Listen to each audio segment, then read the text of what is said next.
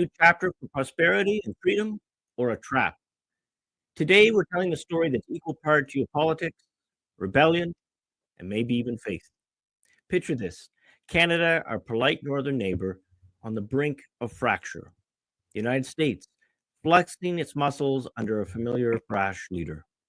And in the middle, a small movement, whispering about a return to God and bringing the fight to global World Economic Club. Is Alberta, the oil-rich heart of Canada's West, about to break free? Could it join the U.S. as the 51st state? Or is something more at play? Grab a snack and your favorite St. Patrick's Day beverage, and Felix and I will get into it.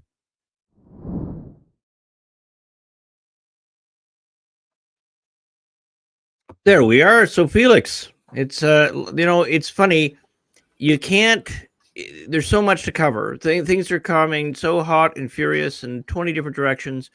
Church news on Pope Francis' health and different shenanigans going on with that, and then world of Canada. The reason why I mentioned Canada is because it really is starting to hit the mainstream U.S. news too, and there might be an opportunity here in terms of what it means for the restoring of the world to Christianity, the Western world to Christianity. So I thought it might be of interest to some of our audience there. The thumbnail, some of you will recognize that character in the thumbnail is the head of the World Economic Group. The real name rhymes with Snorum. Rouse. See, YouTube is funny. Like, this is, some of you are you watch Anthony Stein Return to Tradition. He's very good at using code words, but it drives some occasional viewers nuts. Of course, they don't know what's going on about, but you have to be kind of careful. There's certain terms that if you say, you get, your video gets flagged and commented and all this kind of stuff. So we'll just go with World Economic Group. The thing is that I just thought I'd give you a little overview, give you my take on it, and then we'll talk pro and con about what could happen here. And also, depending on who's on air today, they're welcome to make a counter case to my own, because this is an area where we're not talking specifically about the content of the faith, whatever. Typically, these Tuesday night gatherings are how people of faith, that's what we'll, or people that are faith curious, or at least not anti-faith, try to address all the changes in the world that are coming at once. That's why the channel I named it New Epoch, because regardless of whether you're liberal or conservative or right or left or religious or non-religious, I think most of us see that there's a big chapter change coming in how we look at the world around us. And so that's why I named the channel that. And I was hoping over time, not in addition, of course, to our Tuesday gatherings, that we'll have some more material that help us navigate what's going on, because there's just so much volume of news, and you don't really know who to trust, and it doesn't even matter if it's news on your side. Sometimes well-meaning people can give you some false information. So and myself too, I might get a fact wrong or something. So we don't claim infallibility here, but we do claim to try to present some of these stories in a way that can help you navigate a world that often is going mad, and it's certainly on decline in terms of Christianity, but it doesn't have to be so. I mean, I think there's a real opportunity to turn things around. So back to what's going on. For, again, some of you are more in tune with the secular news than others, but basically here we sit at time of recording. It's March 2025, and Donald Trump's back in the White House. He's not wasting any time at all. He slapped a 25% tariff on Canadian goods, 10% on energy and minerals, and it's a national security move. There's also another series of tariffs coming online, reciprocal tariffs, just basically means that the United States will tariff any country that has, to the equal level of what they're tariffing the U.S. So there's a lot of confusion on what a tariff means and how it gets implemented, and we're that's not an economic class. But what we are going to say is that, well, first of all, how many these tariffs apply in any particular case to these various countries, in Canada in particular we're talking about today. It's a very, very complicated thing, because of course there's all these different layers, and so I mean we'll let the people that study that give it to us in the news, but it's going to be a very hard it's going to be very hard on the Canadian economy. And they're putting up a stiff upper lip, but I don't think most people realize what's coming. And it's because of economies of scale. You know, Prime Minister Carney, the current Canadian Prime Minister, who, it's a very weird thing. He had less than 150,000 votes, made him Prime Minister for a country of 40 million people. Now that's because it's a quirk of parliamentary democracies when the leader resigns, but I don't want to get into a civics lesson either. But it's a complicated thing. Basically, you have somebody who does not have a democratic mandate now running the country of Canada. His background, he's never been elected to any office. His residence is in New York, is my understanding. So you've got a fellow who's Canadian citizen, holds 3 passports, doesn't live in Canada. Wife doesn't live in Canada. And wife mocks Canadian economy. Like, this doesn't really sound like your typical guy Canadians would choose. Right. So it's really kind of weird. And to top it off, he's a board member of the World Economic Group, of which the leader I made is the image in the thumbnail, because essentially Prime Minister Trudeau was of the same ilk. He wasn't a board member though. This guy is like Trudeau 2.0 on steroids. He basically, that group does not believe in national entities. So it's very rich when you hear him go on about Canadian patriotism, because their whole idea is that the nation state, that the Canada's post-national. It's a post-national nation state. So again, I don't want to get too far down on that. We talked a little bit about that kind of stuff last week when we said that he's a globalist. Exactly. Hey, Kathy. Hey, Kathy. I haven't seen Kathy in a while. Hope you're feeling better, and good to see you on here. Absolutely, he's a globalist. So there's yeah. Again, we talked about some of the stuff last week, so we don't have to rehash that. But I just wanted to iterate that Canada's in a real world of hurt right now in terms of leadership. It's got some pretty good premiers. It's got some good backbenchers. It's got a strong, or relatively strong, conservative leader in Pierre Poilievre. He handles the media masterfully. And but that actually is working against him in the minds of some voters, because they think he's too much like Trump. And in contrast, there's Prime Minister Carney. Do you want to just play that little clip of Carney there, Felix? You'll see what I mean. This is how he responded to a reporter who asked him about conflict of interest. This is that look at your heart? Yep, look at your heart. It's very difficult to believe. Look inside yourself, Rosemary. Yeah, look inside yourself, Rosemary. So that lady, the whole clip was about conflict of interest, and he's a very wealthy man. He was the head of. So Americans have heard of the Federal Reserve. He'd be kind of like the equivalent of the head for Canada, and then the UK, England. And he's a very wealthy man, and his wife's very wealthy. And there's nothing necessarily wrong with that. People point out President Trump is as well. Sure. But he won't reveal where all his money's invested. And that's a problem, especially Canada's actually prided itself, listen to me, prided itself on blind trust for its senior government leaders, including elected leaders. And the blind trust means that trustees will manage your investments so that there's no conflict of interest. The problem is, if you don't have changes in those investments, then, and we don't know what they are, then if he makes government policy that favors himself, enriches himself, then that's a problem. So Canadians have a right to know what's in there. And by quirk of the rule, he's allowed 120 days or something. And by rights, he should call an immediate election so that he can get an elected mandate. But to make a long story short, he might be able to delay that at least until October. And I saw on one YouTube video, there's a mechanism he could even delay it well into 2026 if he gets the right conditions. So there's a lot of damage he can do until then. And so the thing is, so we got these layers of tariffs. And what does this guy do? He flies over to the European Union to see his friends, to see President Macron. Right now, Canada doesn't just have the U.S. In fact, if you're Canadian and watching this, you may or may not know this, is that China also piled a pile of tariffs on you. And so you've got the two biggest, basically, traders have turned on Canada. They're tariffing the heck out of Canada.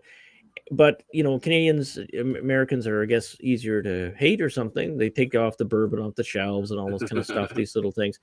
And but there's no action against the Chinese. They didn't go in and demand that Walmart close its doors. So you see what I mean? They're very selective. It fits into something we talked about. It's as a common theme with these videos is that there's a lot of virtue signaling without a lot of virtue behind it, or people just don't think it through. They're acting on emotion, and the problem is that a lot of their problems are actually easy to take care of, but no one's asking the right questions, or few people are asking the right questions. So Pierre Poilievre is certainly preferable to the World Economic Group's, puppets. But the problem is that I see, and I mean, again, if you're a Canadian Conservative watching this, feel free to disagree. And I don't mean any, I guess, insult to him, but I see that he's smarter as far as what to do to make Canada prosperous and make its people a little bit happier. But he's not addressing the anthropology, and by that I mean the shifts, the big demographic shifts, the big religious shifts, and that kind of thing that's happened in Canada. And unless you address the demographics and the anthropology, then any fix that you make economically is just going to be ruined by the next government after you're gone. Can you break that down a little bit? I'm sorry. The anthropology. What do you mean exactly? Sure. Okay. No, I'm glad you mentioned it.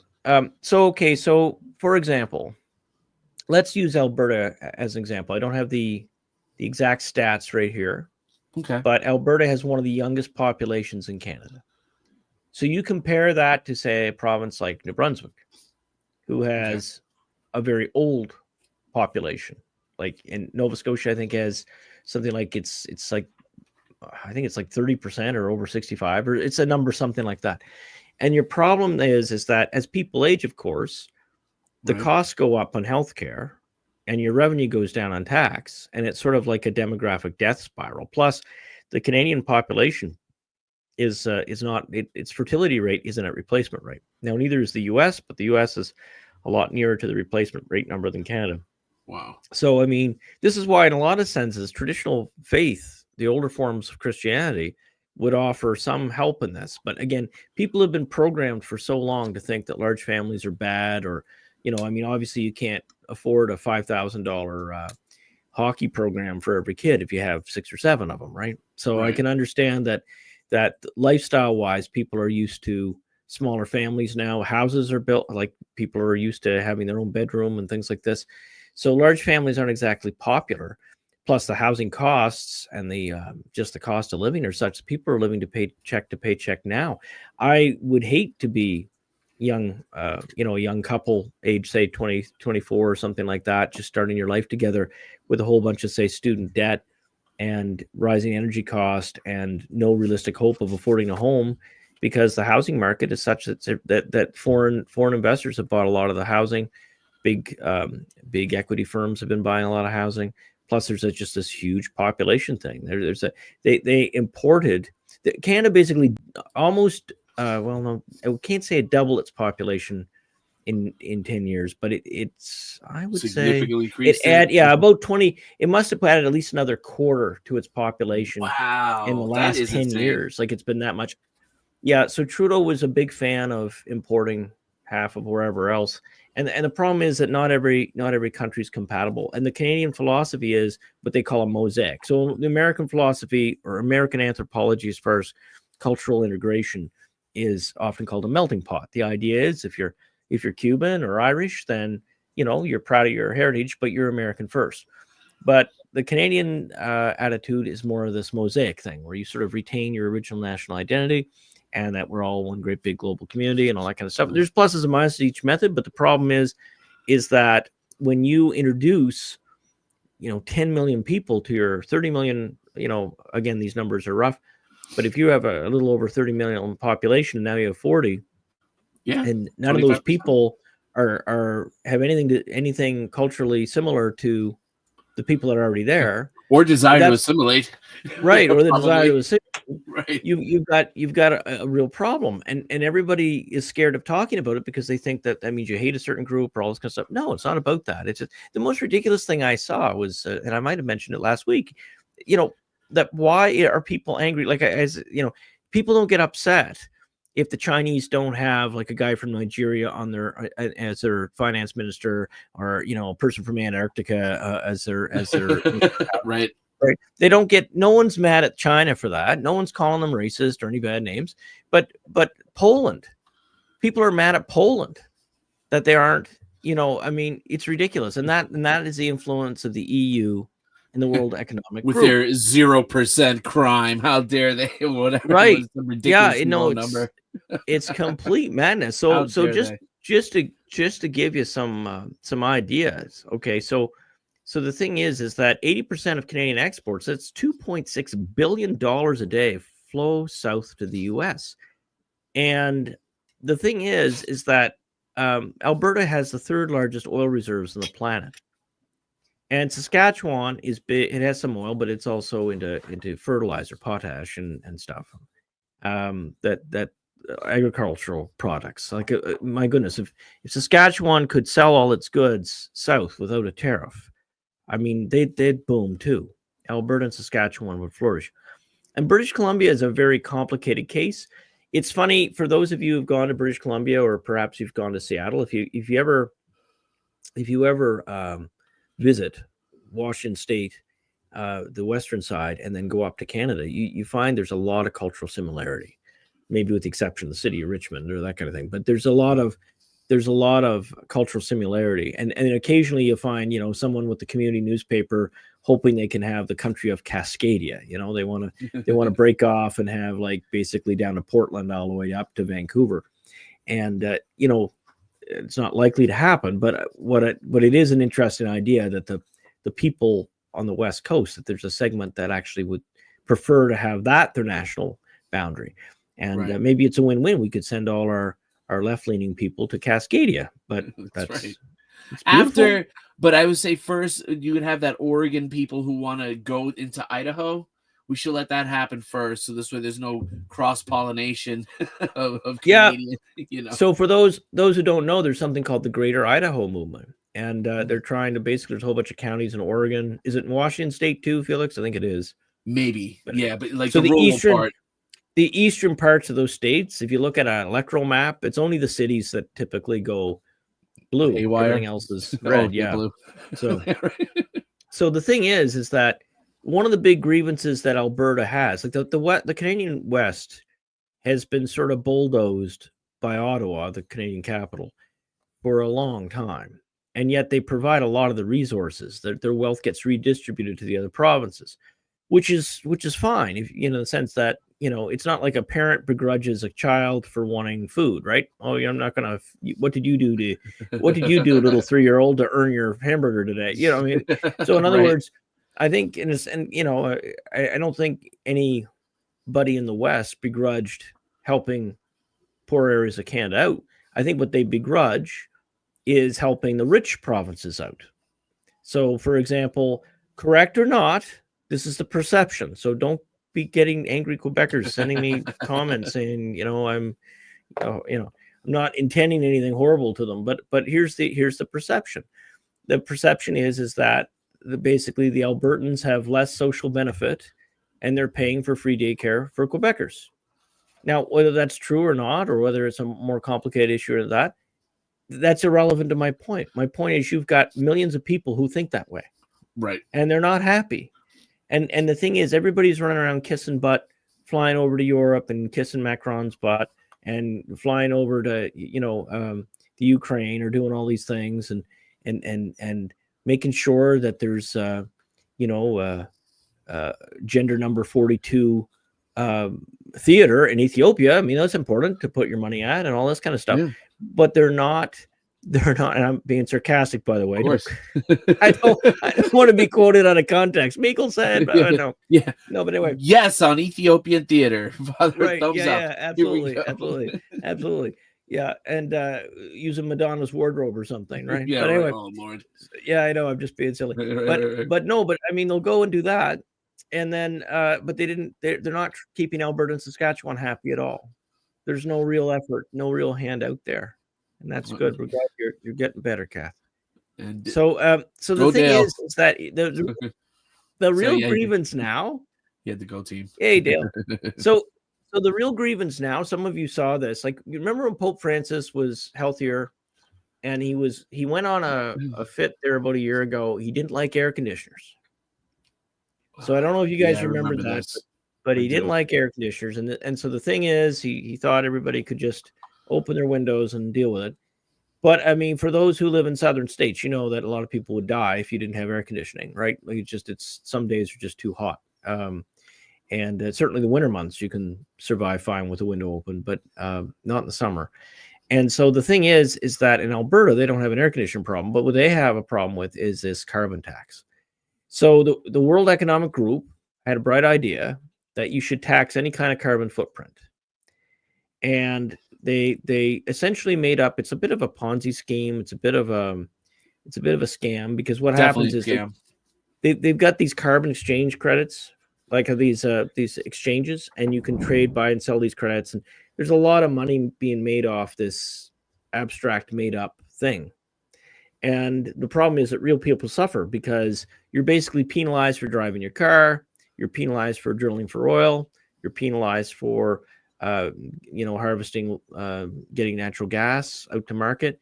And so obviously for a province like Alberta, that can be crippling. It changes the math on whether you can even develop the resources, because if everything that you're going to do is going to be taxed at such a high rate, then why would you do it? So Right. actually these globalists, they say, well, we want to leave that all in the earth, leave it in the ground. And Alberta's got like several hundred years of prosperity for if they harvest the stuff out of the ground. So why would they? I mean, you probably have seen this week, if you were walking outside and you saw your liberal neighbor and they're walking along and they have a little ear set in and they're listening to the news, and then their head exploded and it made an awful mess all over the street. I can tell you what happened. President Trump authorized the reactivation of coal mining. That's right. Right? God forbid, So right? so you realize something. If you're Canada trying to worry about your little carbon footprint, oh no, my pet grasshopper passed wind. It's going to, hurt. How will we live? The polar bears are going to be floating by. It's going to be awful. The thing is that if Trump just starts the coal industry in the U.S. and that gets the most zealous Canada could be won't offset what he just is letting loose. Right. There's and then China itself, it hasn't stopped. And let me tell you, that will still be far greater. At least this is my guess. China's coal burning will be far greater and dirtier than our process. And like if we get everything up and running again, it's not going to hold a candle. The same thing with India.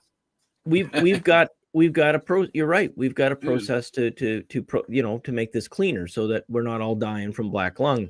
So that's a very good point, Felix. And so anyway, whether we like it or not, it's coming. So, and the same with Canada. It's like, you do realize that if China and the US don't play ball, all your silly little agreements in Paris mean nothing. They're nothing. They mean nothing.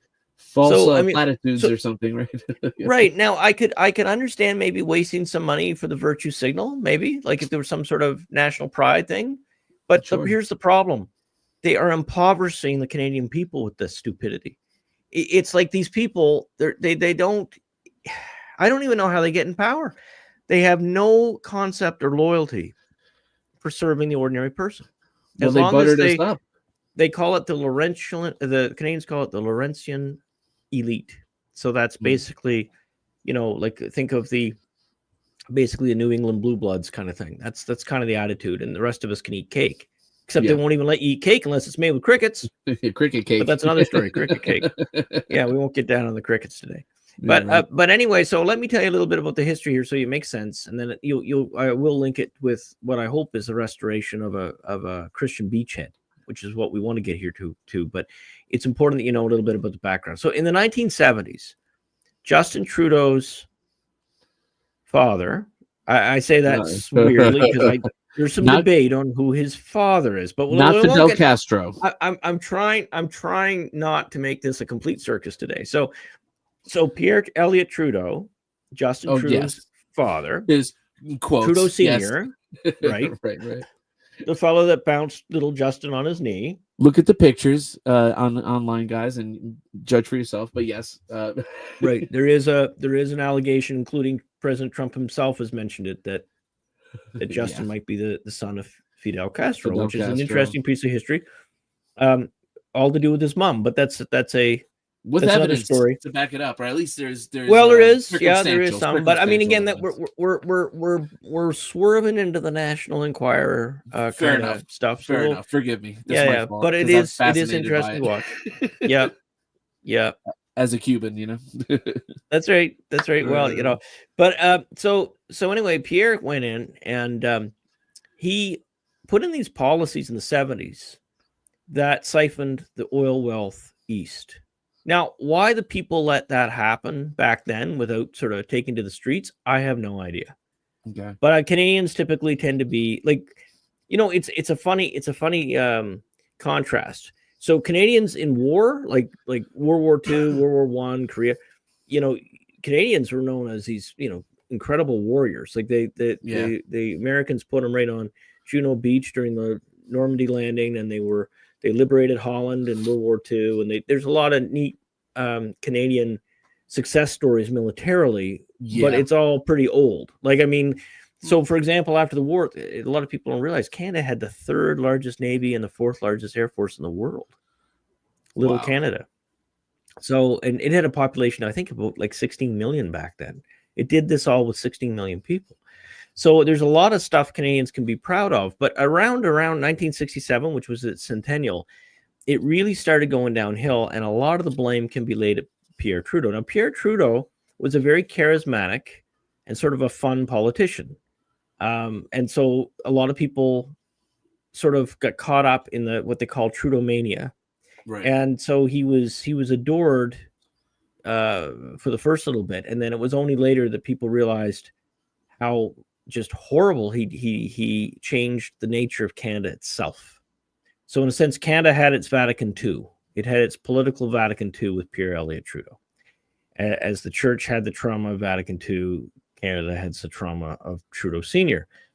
And so along comes Trudeau Jr., and he like finishes the job. And he basically gives the keys of Canada to Europeans and the World Economic Group. And in part, it's because he can get over there with the powerful world leaders and be at their table and be treated with great fanfare and welcome. And he'll have the real steak. He'll eat the real grass-fed steak. You know, right? I'm sure they're not going to be putting crickets in Justin's steak. So anyway, so keep in mind. So fast forward to today, Alberta is putting anywhere between $27 billion into what they call equalization to pay for other provinces and not getting anything back. And then you have Trump trade war on top of that. And many people are just saying enough. And there's been credible Western separatist movements for some time. There's even been Alberta parties, political parties that have been supportive of it. There was an article in a BC newspaper that was like, it's 10 years old, and they were talking about Western separation even 10 years ago, wanting Alberta, Saskatchewan, and BC to go at it alone. Wow. And so this has been a long time coming, and it's all just hit the fan. But what I'm kind of surprised, I am and I'm not, is that you've got Canadian people who would like spit on the flag 6 weeks ago are now flying the flag, and we're all these great Canadians and this kind of thing. And they just hate the president of the United States. They just, like, the media. I had somebody ask me, I was just pointing out some facts because Canadians get very curated news. They get censored news. So I was in a private forum. I shared some stuff that was going on that was from American news sources, and I had someone really mad at me. They said, "What is wrong with you?" And I said, "Well, there's lots wrong with me. For one thing, I always fall short to what God wants me to do compared to the graces I was given. I mean, I always have something I'm falling short on, but no, I'm not. There's nothing wrong with me in telling Canadians, like, educate yourself and get yourself out of this economic death spiral, because I just don't see how, if they think they're going to go with the EU, or well, first of all, they can't go with China. China's mad at them too. But even if China wasn't mad, the US isn't going to let China set up north. And then the EU doesn't have the resources to even take care of its own people. How is it going to take care of Canada? And then I saw some other fool say, "Oh, the UK and New Zealand and Australia and Canada should all be like one country, or trade thing." It's out of like, your oh, mind. exactly. How is that going to work? You're going to use a teleporter. You're going to have, Yeah. space trains and tubes going to all these various countries. Yeah, and when They one don't is think. and one is more hungry than the other, they're still going to give up their food equally. Come on, I mean, every Right. time we get to this point, we see the cracks in the system. Well, and the You thing know? is, Felix, if you look, we had a map. Let's say if I wasn't so lazy, and you guys would have a nice little graphic here. But see, the thing is, if you imagine a map of Canada here, they don't trade this way; they trade up and down. Right. So there are some people that live in Canada and they go to church on the other side of the border. There are people that that live in Canada and they have a work permit and they work in the United States, and vice versa. There's these little border towns that people actually, they're sort of like binational people, and they do so legally, right? Mm-hmm. But it's not common, but it happens. And then of course our Indian reservations, the First Nations that cross borders, they have their own their own control of their own border, right? So there's it's interesting how Americans and Canadians are on one hand very close friends, but jeepers, Trump is just so polarizing. And again, I'm going to get some Canadians offended at me when I say this, but a Canadian conservatives aligns a lot with the U.S. Democrats. So this is another thing that Americans don't understand is that what we call a conservative is not what a Canadian calls a conservative ordinarily. Right. There's exceptions, but they're very much they're just financially numerate Democrats. So they don't want to touch the anthropology at all. Right. Maybe they want to be more responsible with spending and taxing or whatnot with the numbers itself. But like conservative, it may be rare, but libertarian is probably like 1 in 1,000. Right. If I had to guess, yeah, like you won't see like conservative libertarian types in Canada. Maybe in small amounts. Who knows? Small pockets. So let's talk Turkey on church stuff, like for Alberta and the U.S. and the like. So the thing is that I want to see the restoration of Christendom, and there's no doubt that any beachhead we can have, that the stronger we can make North America against the World Economic Group, the better. And so both Alberta and the U.S. would benefit from some sort of cooperation. So if we look at the stats for Canada, okay, so we have 53% of Canadians are Christian. This is down from 67% only 10 years ago. Do you see the effect of all that immigration? If you had to guess, how about 100 years ago? If you had to guess, I'm sorry I interrupted. Oh no, you're not interrupting. Well, 100 years ago, it'd probably be 95. 95, right? To 67. Yeah. To 53 or 52? It's 53. And then down from 67 10 years ago. And then in the U.S., our numbers are 63. So ours are going down too, not quite as fast. The nuns, the no religion, are surging. And a certain other religion that wants to remove us from our necks, 5% in Canada and 2% here. So that's interesting. So, of course, they tend to congregate in certain groups. Yeah. And there's nothing, I mean, that's fine. There's like Ave Maria. Catholics are trying to do that, right? There's a couple different communities that are sort of like, I bet you if you went to Hillsdale College, that the majority of the houses around Hillsdale are all Christian, So we do sort of tend to live where we can share of like minds. They travel in single files to hide their numbers. Star Wars reference. Sorry. No. Well, so the thing is that Alberta's got 4.5 million people, 3% Muslim, 20% Christian churchgoers, probably much higher than that baptized, but as far as churchgoers, it has a conservative core. Saskatchewan has 1.2 million, so it's kind of wild, eh? Like you could fit all of Saskatchewan in Tampa. Wow, it's kind of wow. Anyway. Yeah. So when you put it that way, yeah, right? Absolutely. It's kind of crazy. So so it's even less. There's less anti-Christian religion influence in Saskatchewan.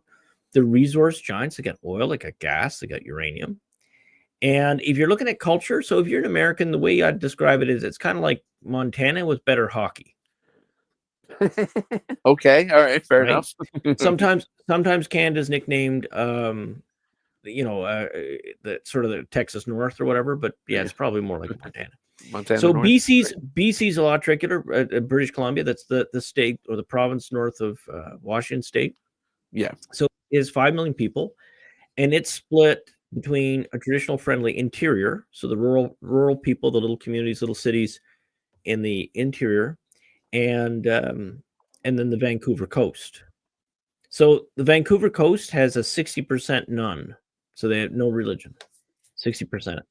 And so basically, it's just like a secular mecca.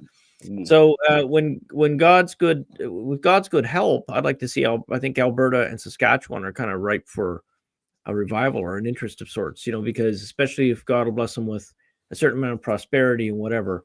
I mean, it's always hard, it seems that people find God in hardship easier than prosperity, but there's still, it's got the right stuff. It kind of makes sense. That kind of makes sense. And I'm also Americans do too, right? Like, I mean, because we got to get people to, the problem is that the churches have been playing politics and they haven't been preaching the gospel clearly. And if you're not preaching the gospel, I'm sorry, you can enjoy a coffee at the donut shop. You don't need to go to church for it. So this thing is that people aren't getting, it's fine to have donuts at your church, but that's hopefully because after you're spending time with people, after you share, your worship. But this business of to get people to go to church, you have to at least give them something that they're going to recognize as godly. Yes. And more, everybody's just talking about recycling. Or I bet you up in Canadian pulpits, I bet you they're talking about, carbon tax and how good it is for the trees and the bunny rabbits or something. It is a bit silly. The thing is that one of the big problems that Canada has, and it has a real moral problem with regard to putting, I have to be very careful here so I don't get flagged, putting to sleep its elderly and mentally. Oh yeah. Right. So I mean, it's been, they call it MAID. Yeah. And I don't think Canada's the worst of the Western countries doing this, but you see some attempt at doing it in the US with some of the blue states like Oregon. Yeah, actually, Oregon I think Canada might be the worst. Actually, I do think they are. Do you want to check it out? Let's see. Yeah. I'm sorry. Finish your point. Yeah, I was like, I think they're like they have it up and running now. Yeah, they do. I mean, I hear horrible stories. So this is the weird thing. Okay, so I'll tell you guys a story. I used to serve the Canadian Navy, and part of my service was as a chaplain. It's a very long and complicated story, but yeah. But anyway, part of it was, and one of the things that we had was this. Well, there's always this push for this anti-life stuff, right? And the so forth. But I was trained in how do you call it? Anti-suicide prevention or whatever, suicide prevention, like first aid. And it was like a 4-day course or something like that we did. And you got a little certificate afterwards, and you basically learned how to identify if someone was considering harming themselves. And it wasn't a bad little course. I mean, it didn't make you an expert or anything, but it gave you some idea that a chaplain might, pay attention to these things and the people. And it just struck me as weird that fast forward many years later, not that many years later, I guess 20 years later, that we have veterans, friend of a friend, went into the doctor, military doctor, or, Veterans Affairs setup or whatever, goes into with 40 years old, is depressed. And one of the first things that he's asked is, do you want to basically end your existence? All right. So unbelievable. Yeah, so a veteran just wasn't feeling good. Right. Like we're all depressed sometimes, folks, right? We're all depressed. We all have blue days. Yeah. So the thing is, if you're just on the edge, the last thing you need is someone pushing you over. And here's the other thing is that there was a movie in the 70s called Logan's Run. And it's very much on this theme. They just start putting to death. In that movie, it was anyone over 30. I think the book was over 18. And I never read the book. And then in Canada, it's just, well, when they start to have to pay your pension. And it's weird because culturally they'll say, it's not uncommon to hear a Canadian worker say when they're having a bad day, yeah, hey, John, how you doing? Oh, I'm not having a good day, but it's all pensionable time. See, they say it like a little motto. Right, and then it's like, yeah, well, what's that worth when you when you get there and they just want to get rid Put of you you. to sleep. Yeah. So it doesn't make any sense. So yeah, it looks But- like but Canada's anyway- up there, but Netherlands. Yeah. Netherlands seems to have it at 6,100. But this is for 2021, and in Canada it was 4,500. So they were like right behind. There is, what's his name? Winston. Do you know who I mean? Who The from British where? guy. It's not Winston Marshall, is it? What's the fellow? Winston Churchill? No, no, No. Oh no, wait, yeah. Who are you talking No, about? the guy who debated Nancy Pelosi on at the Oxford Union. Oh, okay, yeah. I It's know who you're Winston talking about, something. young guy. Let me look up his name. Yeah. So he has a show that you guys should. In fact, actually, Felix, you can Winston put Marshall.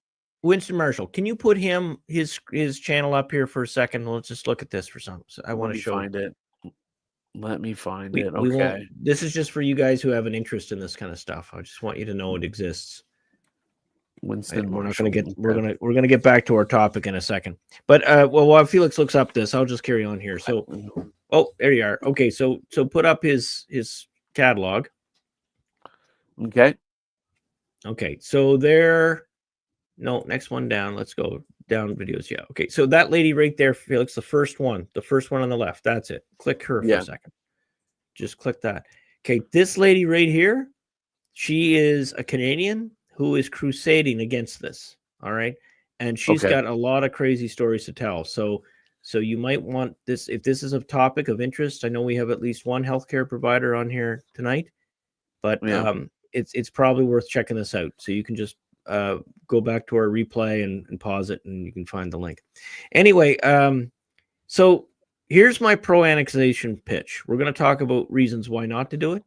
But I figure if the U.S. could hook Alberta and Saskatchewan to the U.S., you've got, like I say, a mutual win-win.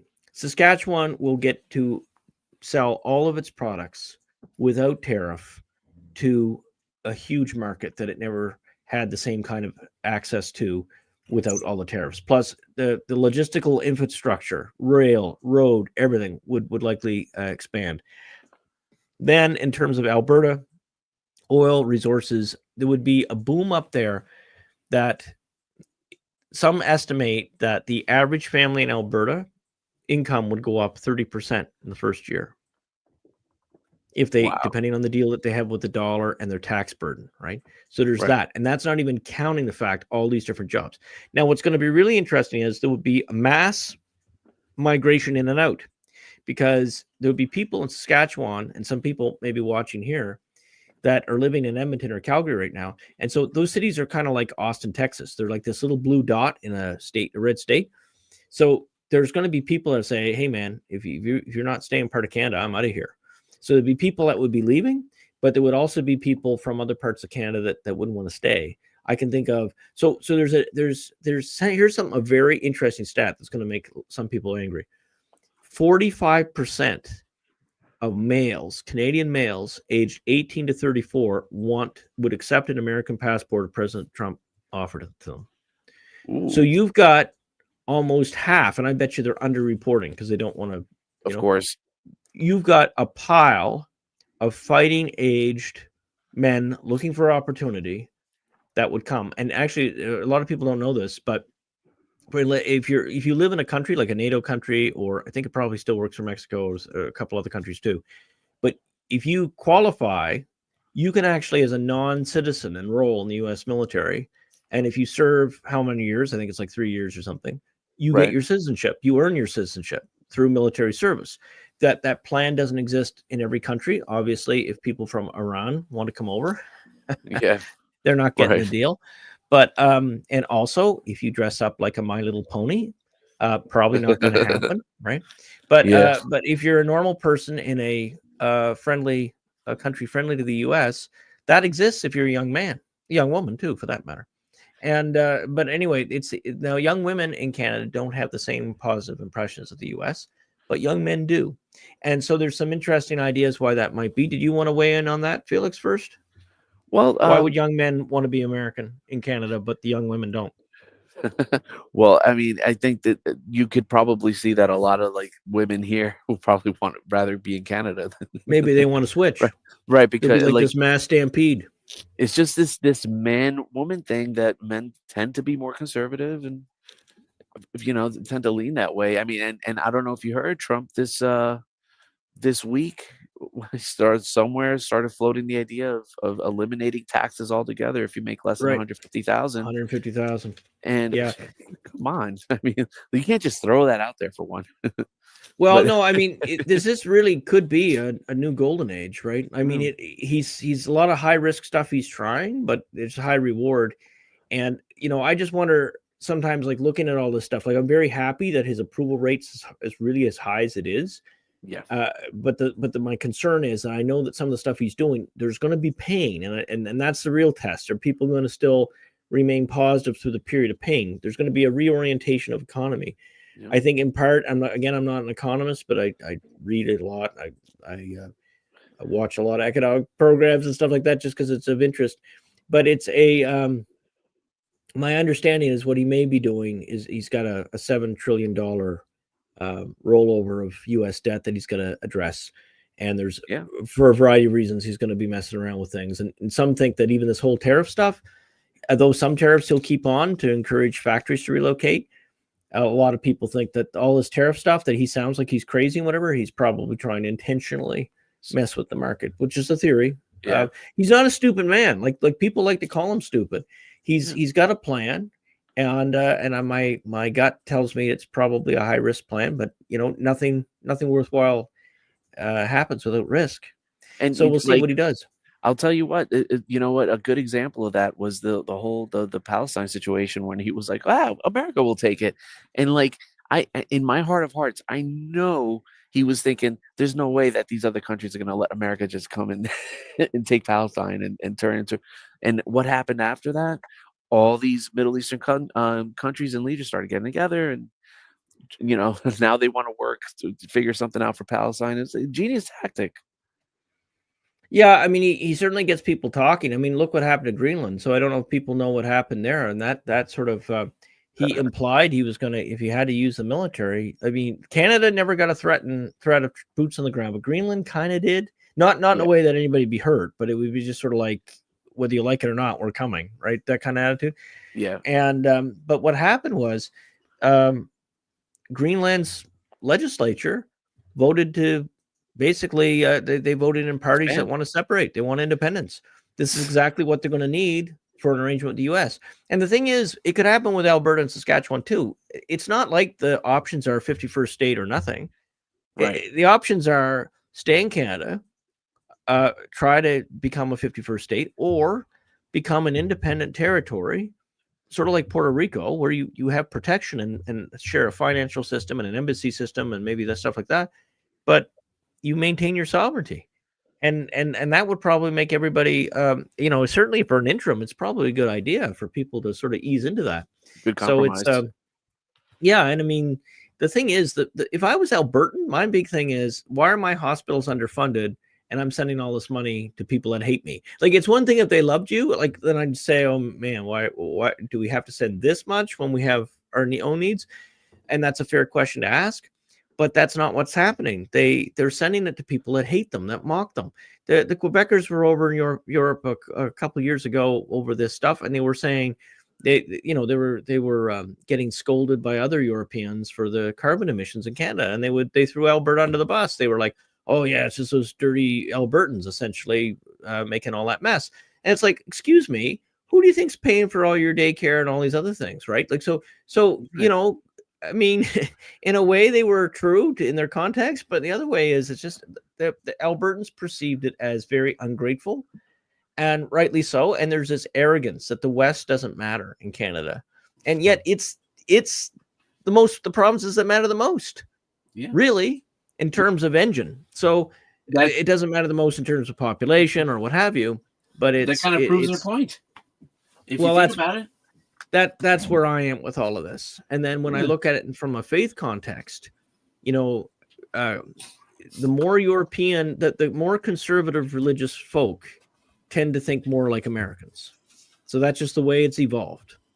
So, the thing is, now on that note, let's play that next Jordan Peterson clip, because I think folks will. The most American of all Canadian provinces, by widespread reputation and self-regard, Alberta is also the polity that Eastern Canada, particularly Quebec, relies on to survive while it pursues its disdainful socialist green agenda. So there you go. So Jordan Peterson, Dr. Peterson is now, some of you are going to be wondering, oh, why is Bishop Mingle quoting Dr. Peterson? He has a very public feud with Candace Owens right now over the phrase, Jesus Christ is King. Yeah. I'm on the Candace side of this, okay? But that doesn't mean it, you know, I think maybe we should do a video on that maybe next week. That would be interesting. Yeah. That might be. Because the debate will probably have evolved a little bit more by next week. But you know, he's from Alberta and he grew up there, and he lives in Arizona now, I think. But basically Canada was just not a very friendly place to him in Toronto, which is really too bad, because again, Canadians are a very funny bunch. They don't often recognize success in the same way Americans do. So, and that's problematic too when you're asking them, okay, what does success look like when you're building a country or whatever? So it's the exceptions that prove the rules. So the people that think more American-like, they tend to end up spending a lot of time in America, or they eventually move to America. It's not uncommon for the top tier of Canadian talent in any field to move south. So it's just because the opportunity is different. Well, the markets. I was going to say, you know, it's the same thing here in America, you know, like especially like a lot of these big cities really take for granted the rural community that supports it, the rural, just the majority of the country that supports them, you know, so that they can go to a supermarket and buy food instead of, you know, having to hunt down their own cows and whatnot. But and there is like an underappreciation that, I mean, it kind of played out in our election too. This is like I want to say it's a global problem, you know, because I think UK is probably going through the same thing too. But I mean, it's pretty crazy. I mean, I don't know if I mean, we kind of have to figure that out here too. Yeah, no, I'm heartened. I've mentioned this before. I don't know whether on air or just privately with folks, but right. One of the things that encouraged me about what happened in November with the election actually had nothing to do with the election in a way. Well, it's related, but it's sure. So what happened was all these lefties started abandoning the big YouTubers and, you know, Young Turks and Pac-Man and Destiny and all these people. They started losing piles of subscribers. These people were going through the effort to unsubscribe. Right. So, I mean, that's a couple step process in a sense, right? Because ordinarily, if you just stop watching somebody, you leave them as a subscriber, you see them in the feed once in a while, but that's fine. Maybe you don't need them anymore. But, but to go out of your way to unsubscribe, that's kind of interesting. That's something. So, we have I'm pretty sure there's a new one here. Wolverine. I'm gonna try to do this properly here. The people wanting to vote Liberal don't believe in Carney or the New World. Yeah, they don't believe that they are a threat to Canada. Yeah, I think you're right, Wolverine. So that's a very good point, because they think that you're talking about a boogeyman or like a monster under the bed that doesn't really exist. And it's a curse of, like, some of you are news addicted as I sort of tend to. And I read really fast, which I just mentioned that because if I didn't, I wouldn't have time to do, you know. But I'm almost addicted to information, right? So I love reading things contrary to my opinion, because I think that we learn more about trying to figure out, okay, well, how do I counter this guy, than just reading people that we agree with. So I 100% agree with you that I know I've been trying to share I have a private sort of media, social media channel that's for my old coworkers and family pictures and things like that. It's a very small group, and I had to change my name a little bit because I had somebody mad at me once that threatened my safety, and I'm not, you know, it's fine. I'm not scared of them, but it was just a good precaution, I think, to have that sort of that forum set aside. Anyway, my point is that So it's a friendly group, right? Well, oh my goodness, people get like they just think you're nuts, and they just sort of say, well, some of them are honest enough to tell you that they think that you're believing in conspiracy theories. But the thing is, what I tell people is this: imagine, yes, exactly, Wolverine. I'm gonna have Felix read your next comment in a sec. But so imagine you have a sorry, I just lost my train of thought. What was I going to say here about this mess? Well, let's go read Wolverine's comment and hopefully it comes back to me. I had a brain fart. Oh no, it happens. It happens. So correction, liberal voters don't believe Klaus Schwab, which I think is what you said. Don't believe that Klaus B and the New World Order is a threat to Canada's democracy and sovereignty. Just because Carney speaks well, he should be PM. So you should be prime minister because so the Obama argument. Right. Yeah, absolutely. Okay, I remember. Well. I remember my silly little story now before my brain fart. So imagine you had, well, say Tucker Carlson. We can pick any name. So Tucker Carlson says something nasty about Nancy Pelosi, right? So let's say Nancy drinks too much gin and she's her breath's flammable. So Tucker says something like that. And what's more, she's bragging now that she has the biggest gin bottle collection in the world. And it's an outrageous claim, right? So the thing is that what do you do before you repeat that claim, or before you don't at least qualify? Hey, I sort of heard it, but it's anecdotal. If you go to Nancy Pelosi's site and you see her standing in front of a great big pyramid of gin bottles, well, then you're going to go, well, that's just weird. I would have never believed that, right? But it's on her site, right? So what am I getting at? If you go to the World Economic Group, right?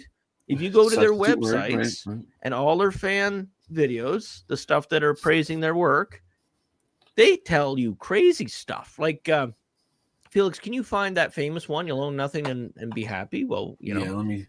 Yeah, see if you can find that one, because I think you guys will enjoy that one.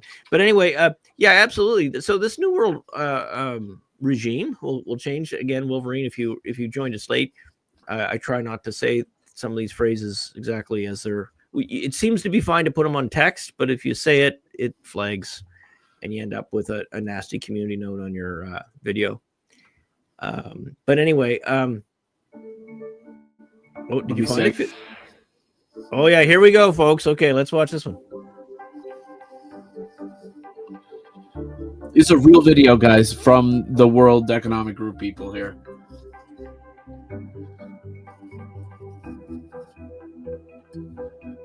Huh.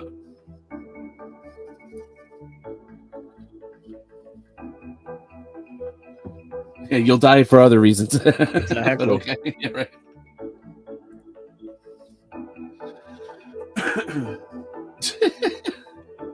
And a lot more crickets. An occasional treat, not a staple. Yep.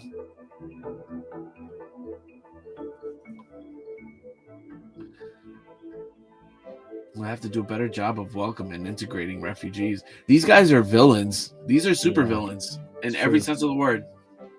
They should have to pay for emitting their carbon dioxide out of their mouths. Seriously.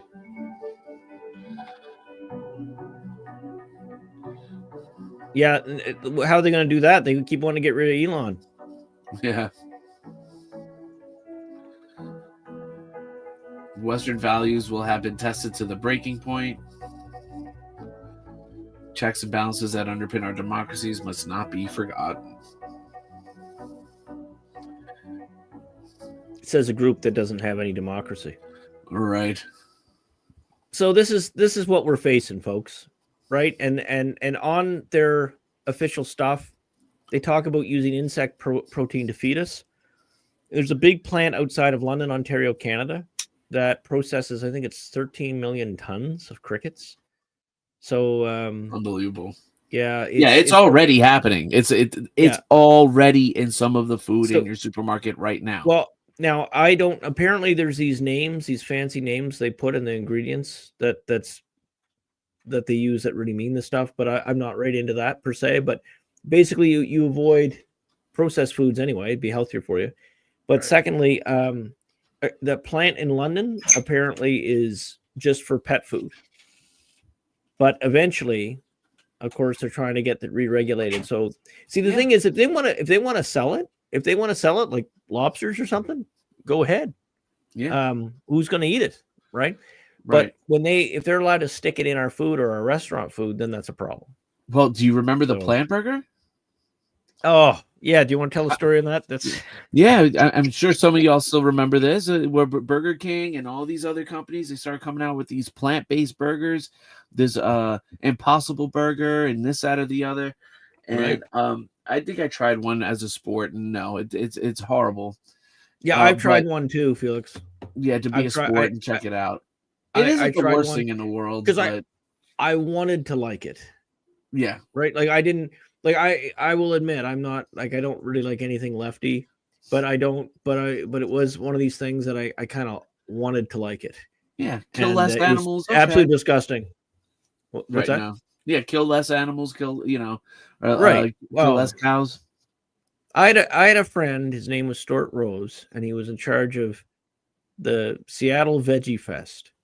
And I'm not a vegetarian. I love meat, but we shared a co-work space once, and so I got to know him, and he said that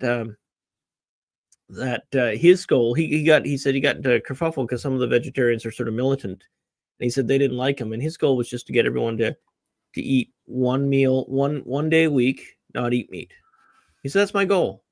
And I said, I laughed at him because I said, well, that's what Catholics are supposed to do. Yeah, that's our Fridays. Right. Right? Yeah. So basically that was his goal. And he was a little bit more moderate. So, folks that just want to encourage a certain type of lifestyle, whatever. And I mean, a product like that, if you figure if you have a choice of taking a handful of kale or having something that looks like a hamburger and it's already made of plant stuff, well, then why not? But unfortunately it tasted worse than sawdust. Yeah, and I don't ever met anybody who liked them. But but it fell apart, and like where do you I can't even find any Impossible Burgers, or I've never seen it advertised. Maybe there's some places that still do it, but no, see, a lot of this stuff doesn't sell. It's funny, they program us, they try to program us that we're going to like something, and whether it be like like for example Michelle Obama's podcast, so even liberal people didn't turn into it, right?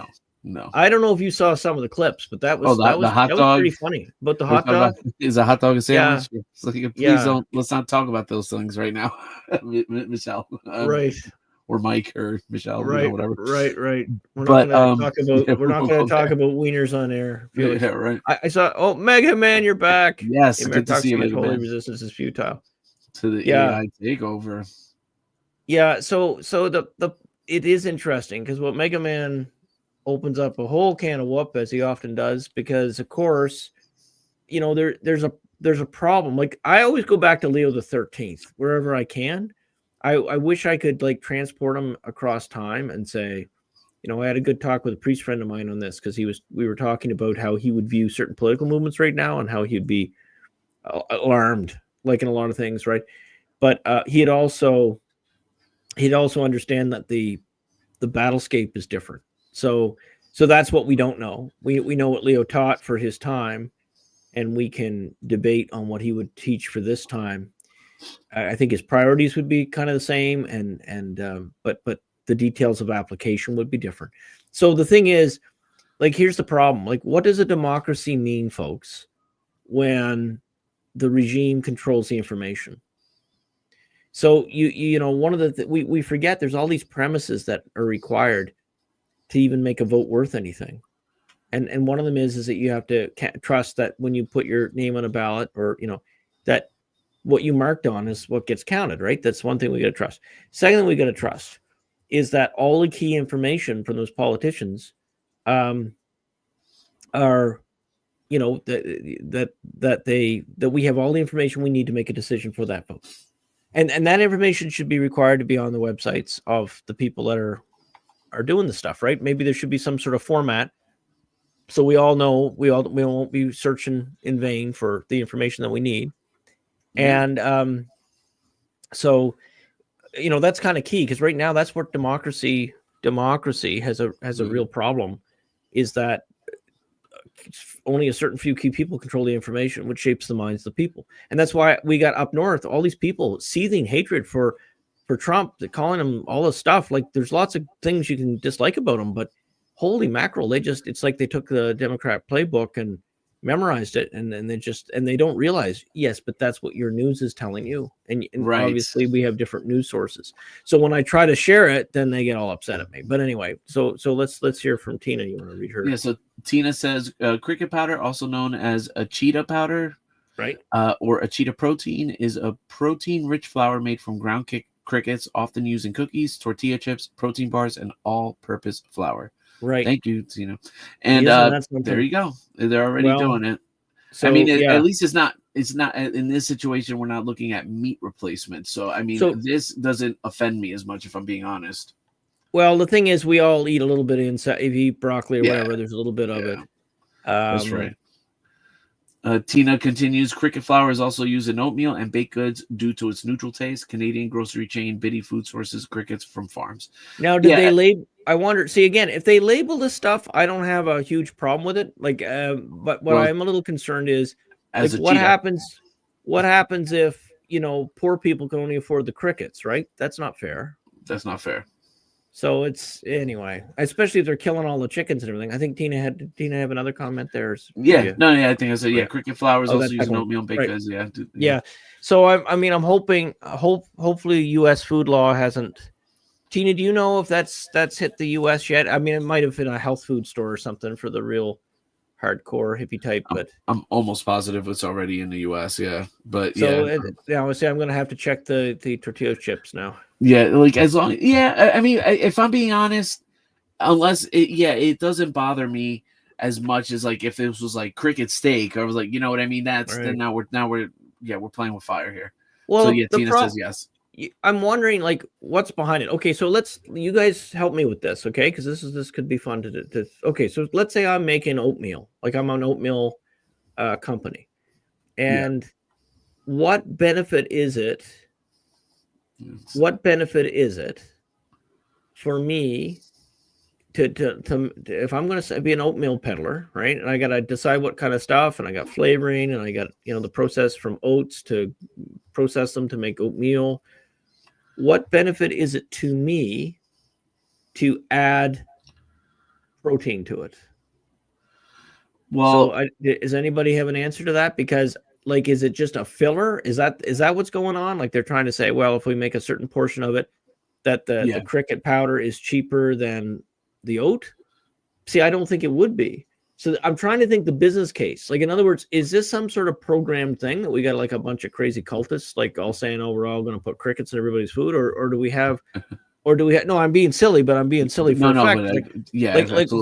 Who is planning this? Like, is this, oh, look, I get to sit at the cool kid table at the WE, group. Yeah. We'll put it in our food. Yeah, right. Yeah. We'll sign us up for the, because if I'm an oatmeal peddler, I don't want to buy another ingredient that I know that a certain portion of my customer base wouldn't want to eat. You see what I'm saying? Like, to me, it's bad business. But so is DEI. Yeah. So I'm not saying that it doesn't happen. I'm just trying. Here's the problem. Here's my guess. My guess. The more centralized the food source is, the more chances that you're probably dealing with cricket powder. Because one thing I noticed, like, even take something like your favorite restaurant or something, if they franchise, one thing that starts happening, if they start expanding throughout the country, the quality starts going lower because the cost to transport the high goods ends up being too much. So they'll be like, okay, listen, instead of like this brioche bun, we're gonna downgrade it to the sesame seeds, whatever, and they'll take these little steps to cut down the cost. I think when you get in this industrial level, factories that's sending food throughout the entire country, that's when you're going to see they're going to add cricket flour because it's cheaper to harvest the crickets and ground them up as opposed to getting wheat from, it's going to be some. Well, it's higher.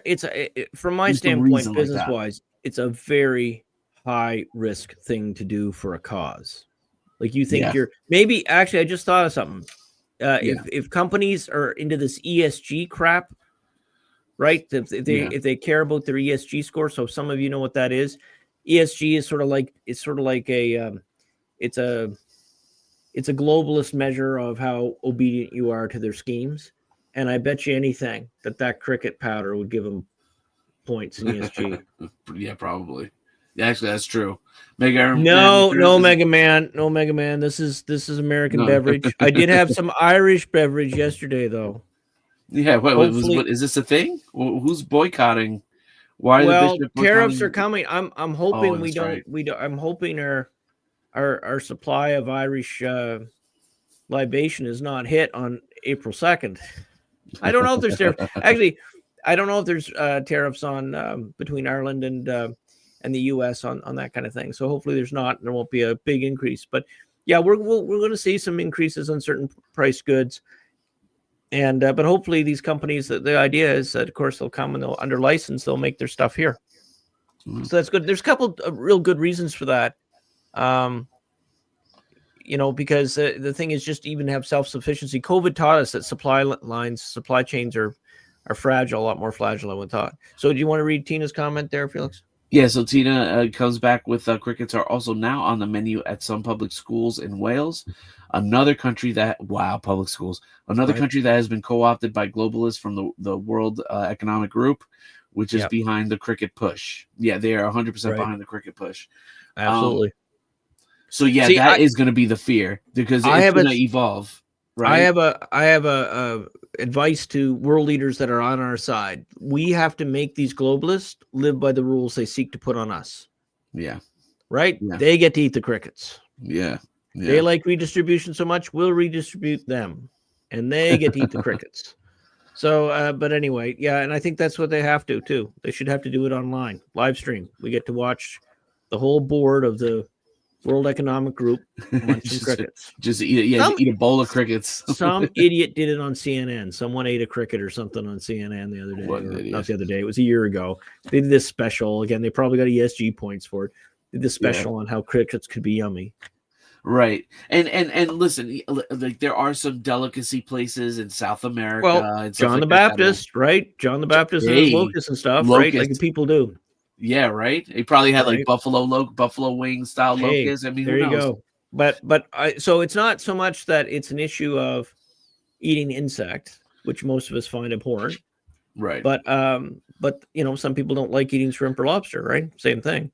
I have to walk my dog, but I'll have my because she's I'm so sorry, but I'll have my no problem. So it does happen. That's the problem with the evening format. We sometimes have a dog walking issue, but that's good.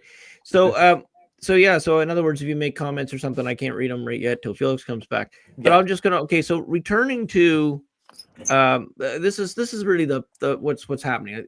Some people figure this whole Canadian separation thing is really almost just like Ukraine was sort of a proxy conflict between Russia and the Biden regime. What's happened here is that Canada looks like it's setting up to be a proxy conflict between the US and the World Economic Group. And so it's interesting because there's two different schools of thought. I have a sort of a controversial view of the EU, which some of you will agree with and some of you will not, hence controversial. But right. I don't think they're going to be. I think the EU is on its way to be like the third world very soon. I think it's not going to take that long. I think it's going to take 20 years or less.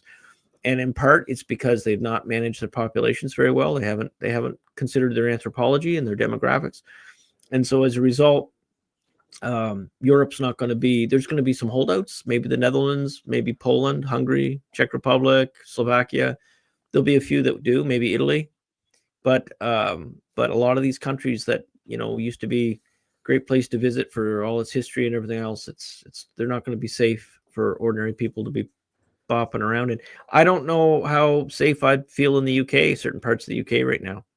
So people are declaring UK dead at this point. It's really just something else. I'm encouraged by there is a patriot movement, and there's a fellow, I don't know his last name. His first name's Tim. He's a retired Royal Navy aviator, and then he switched to the Royal Air Force and a fast jet guy. I think his YouTube channel is called Fast Jet Performance.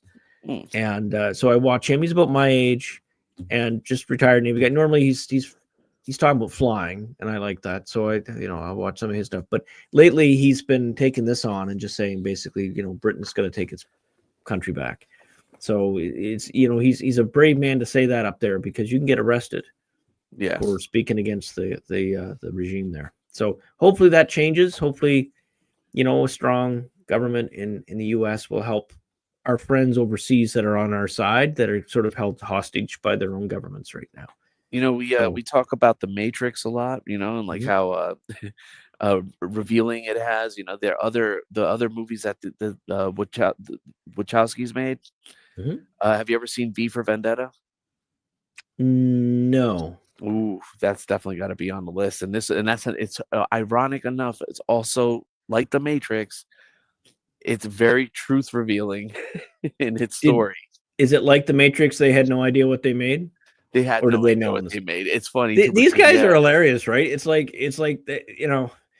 I must say I got a kick out of that. But there's certain there have been certain creators that they don't realize the magnitude of their creation. It's beyond them. They would have never done the whole red pill, blue pill thing if they knew what it would turn into. Oh, absolutely not. Guaranteed. And V for Vendetta, same thing is funny because it looked like they were going after like these ultra conservative regime. I think it was like dictatorship is the enemy in the movie. But then when you watch the events that transpire, and it was like, oh, this is exactly what the Democrats is. It's hilarious.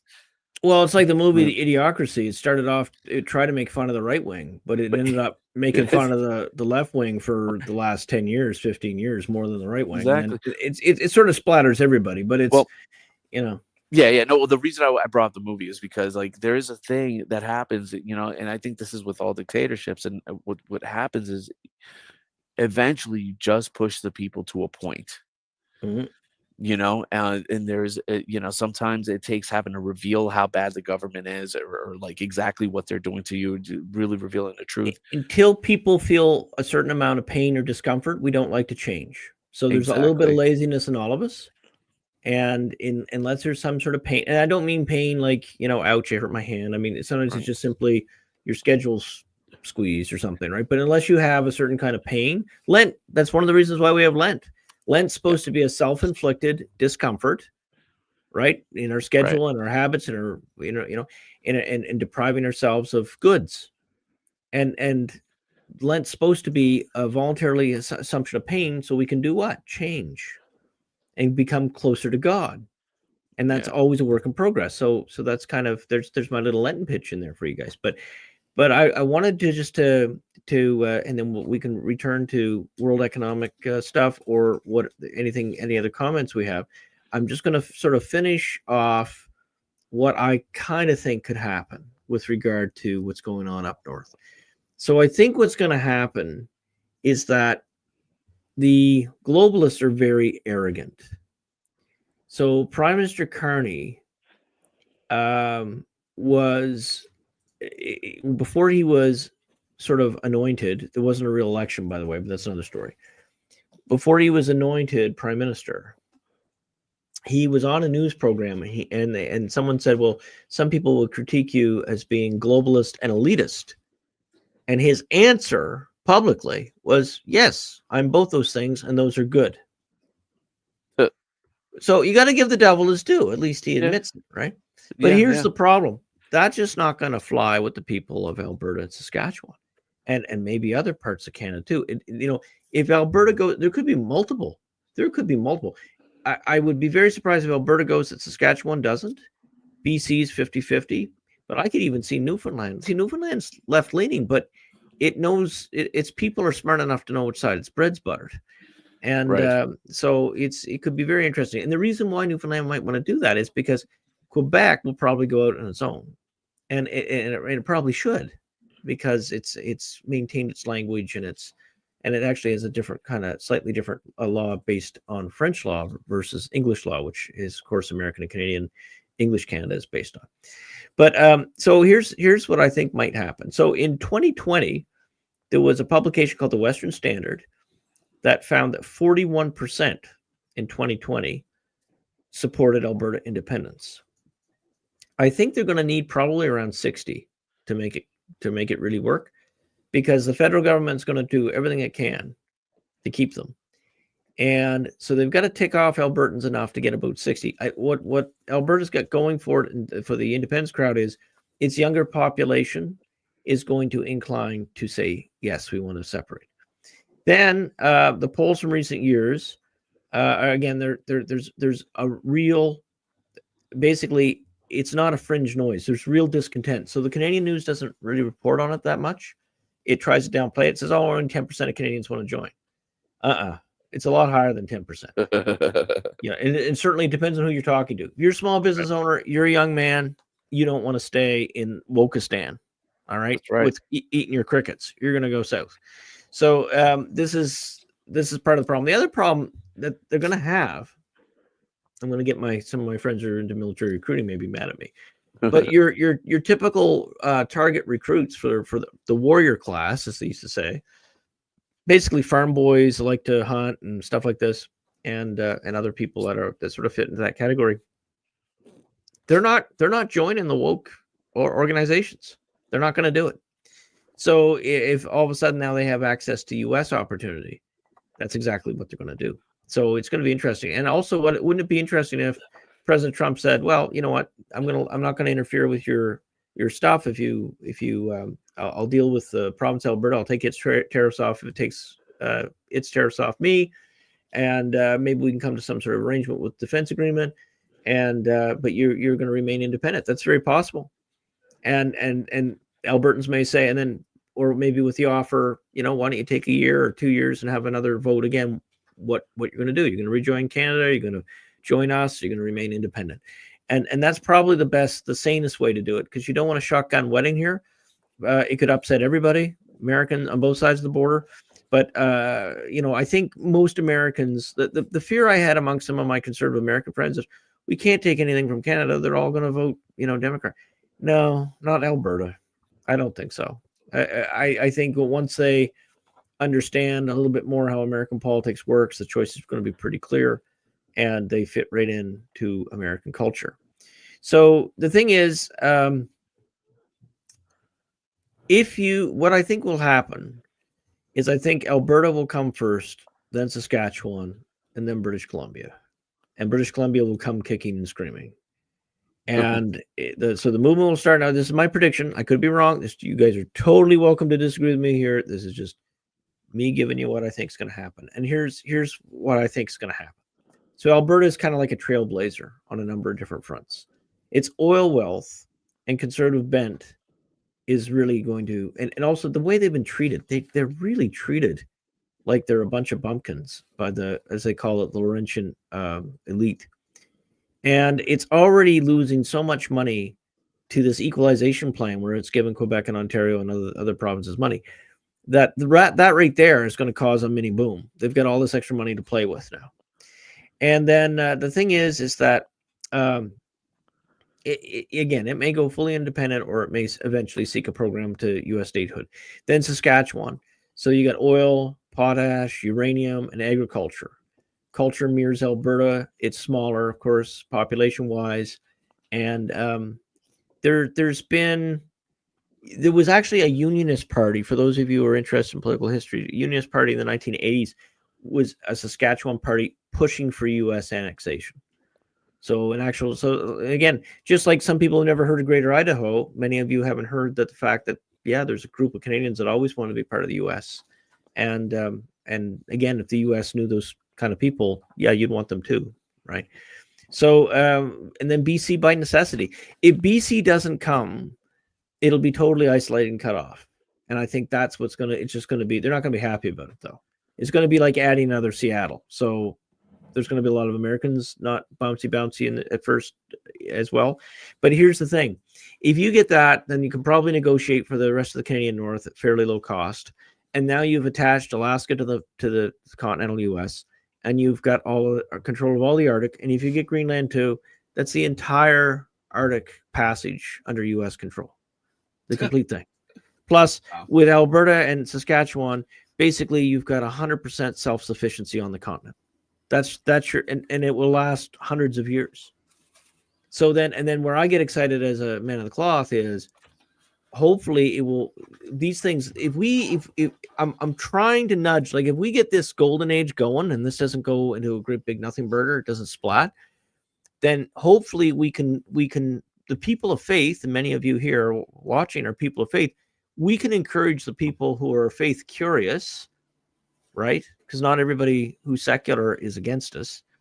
And a lot of people are baptized, they just don't practice. So if we can get these people to practice, to fall in love with God, to live the first commandment, this could become a movement. It's kind of like it'll kind of like be a big snowball. It'll start small, but then the next thing you know, you have hopefully Christianity restored on the continent. And I think what'll happen is, and this is my guess, is that when we realize how much the Luciferians and a lot of these EU types and these WE group types, when we realize when it becomes not just a tinfoil hat story, but you realize how much we're all hated by them, and we didn't do anything wrong to them, right? If anything, we've been helping them.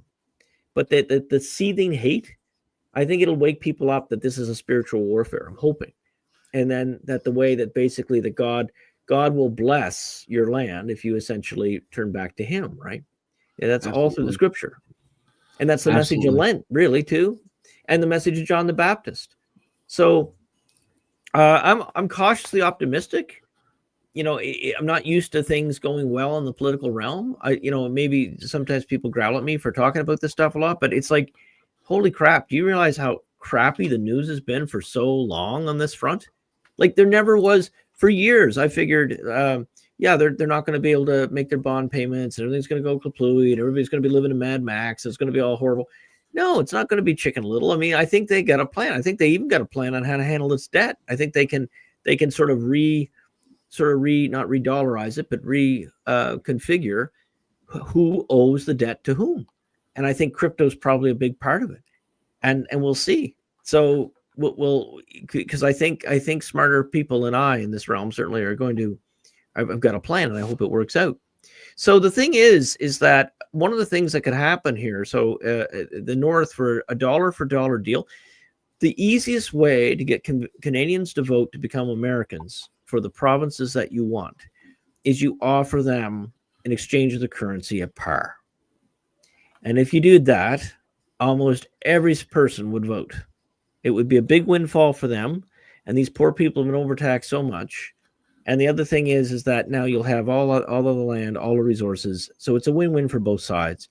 And what I'm excited for people that live in Alberta and Saskatchewan is it's their way to get the yoke from this stupid World Economic Group off you, and not have 60% plus tax burden, and not have to pay all that money for gas, and not have and the healthcare isn't working like it used to. Like it used to be this Canadian thing, that there was this Canadian myth that, oh, Canada's so much better because the healthcare is so much better. It's not right now, right? And people can die on a waiting list, and people have been waiting a long time for proper care. So yes, the U.S. has, some states are better than others, but that whole healthcare thing. Hopefully, this Doge stuff will also find cost savings in that, and we can have some sanity. For one thing, plan primary care people better. I don't mean to make this about healthcare, but jeepers, why are you limiting access to medical schools the way they do? Why? So they can keep salary monopoly high. I mean, Britain, you can become a doctor several years out of high school and you get paid $50,000 a year equivalent. So in other words, make your specialists the super high paying people, sure, but getting quality primary care providers trained very quickly out of high school and into the medical system. Everybody should have a family doctor, right? This is just kind of ridiculous in North America, Western civilization, that we can't. We have to go back to the old country doctor, hanging out the shingle on the village square, but we'll see. Oh, so yeah. Why this might work, and then I'm going to shut up and take comments and from you guys. So first of all, there's the economic poll. The U.S. is already the Canadian West's biggest market.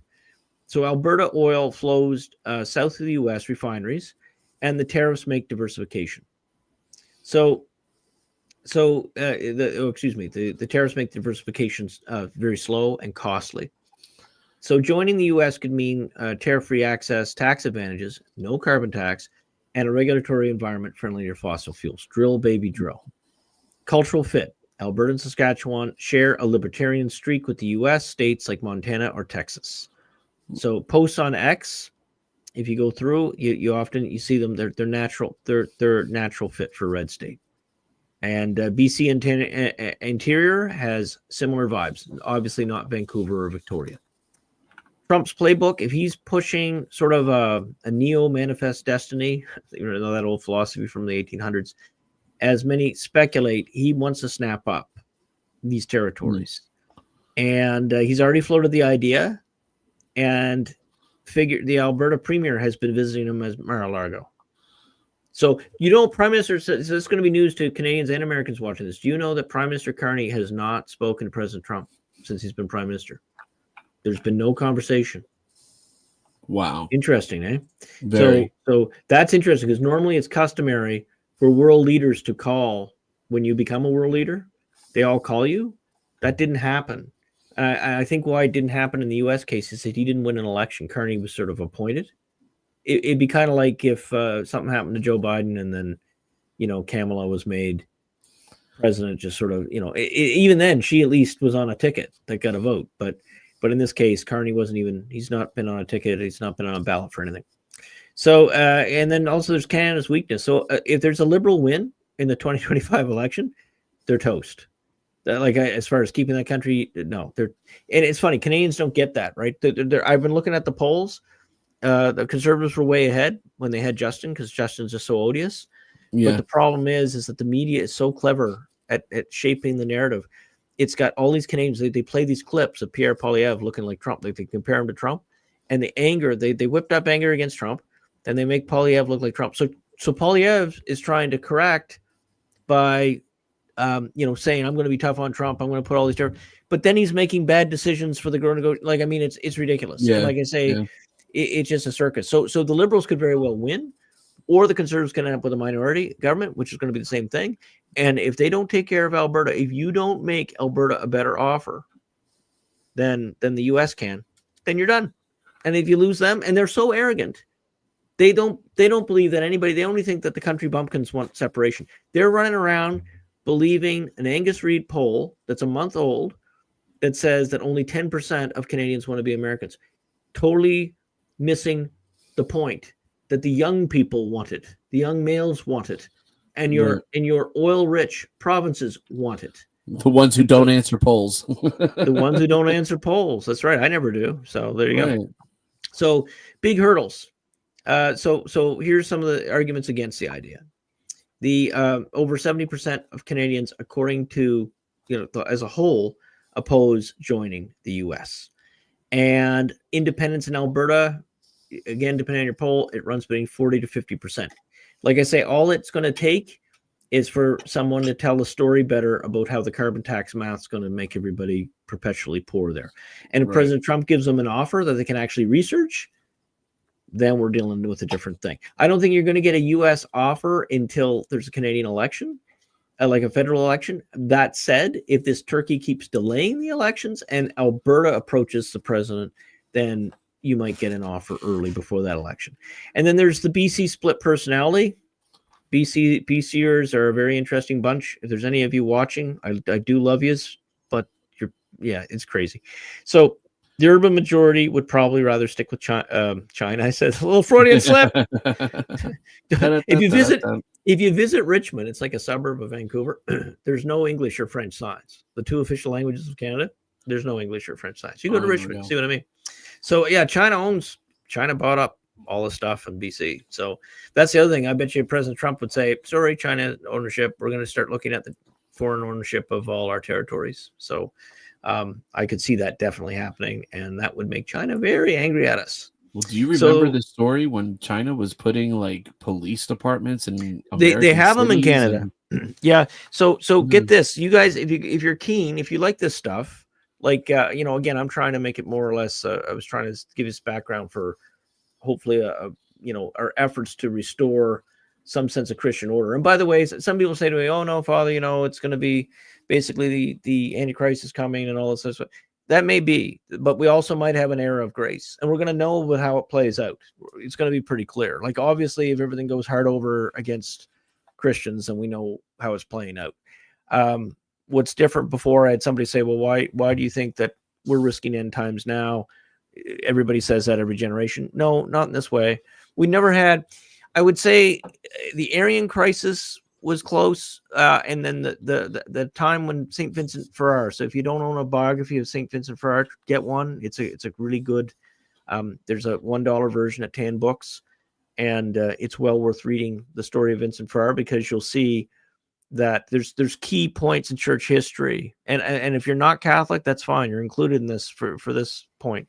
Is that there's certain parts of moments in Christianity, how Christianity interfaces with the social order, and that are sort of hostile to Christianity, right? So right now we're at a crossroads. We've got these globalists that want us destroyed. If they can't make us into these Borg cubed, like Abrahamic temple, New World Order crap. I said the phrase, shoot, New World vision, New World vision, Felix. I'm gonna have to practice New World vision.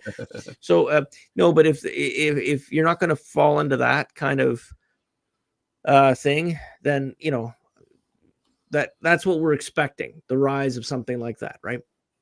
But there's also certain data points suggesting that we might have an era of grace, and that era of grace might be 100 years, it might be 10 years, I don't know.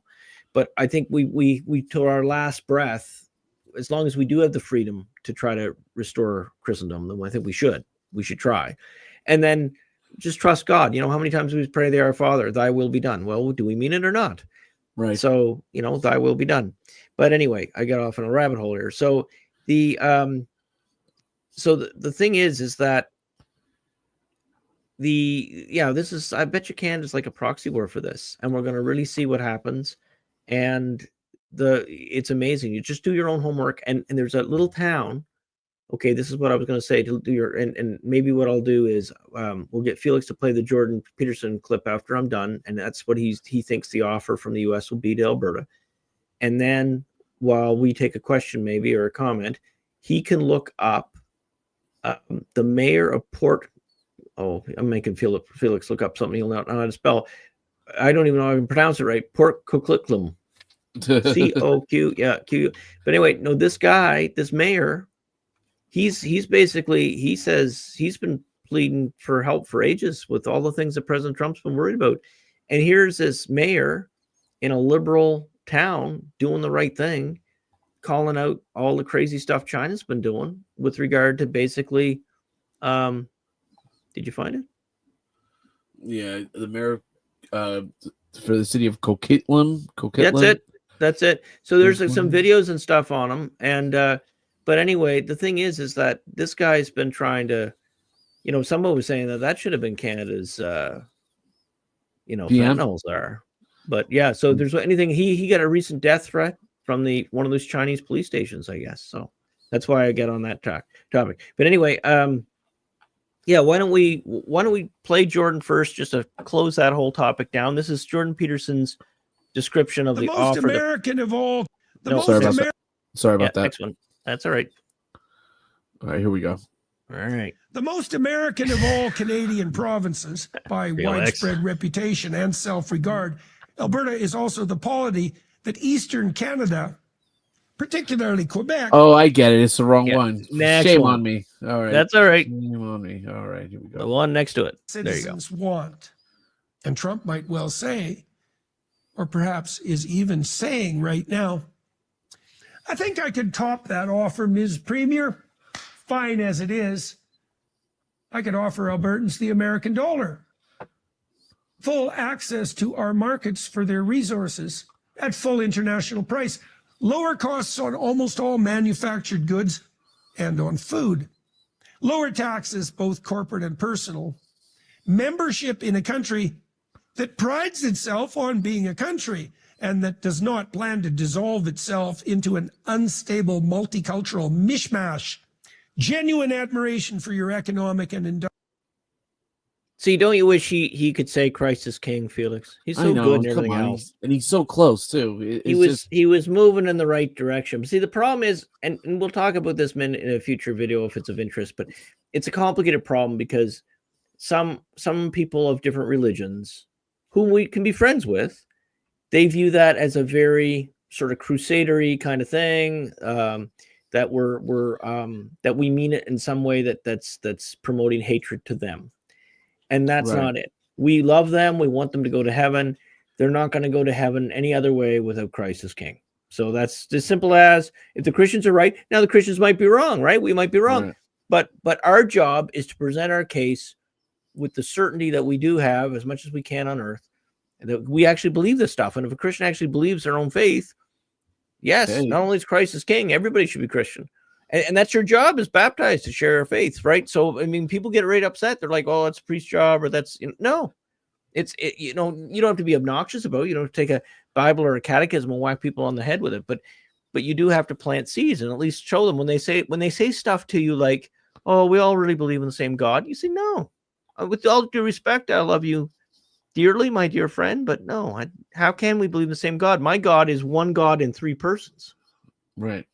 And then you just stop and you look at them, and they'll be, no, if you don't believe that's in the triune God, then we don't believe in the same God. That doesn't mean I have to hate you. We can agree to disagree, but don't say that we believe the same God. Now you can make an argument that the Jewish and the Christian faiths are closer because God's revealed as Father. So that's common to those two religions. But any other permutation, so people should just realize it's another philosophy that teaches that we all have one God, and it's been very successful in training everybody that way, because it was socially expedient. They realized if everybody believed that they had the same creator, they'd be nicer to one another.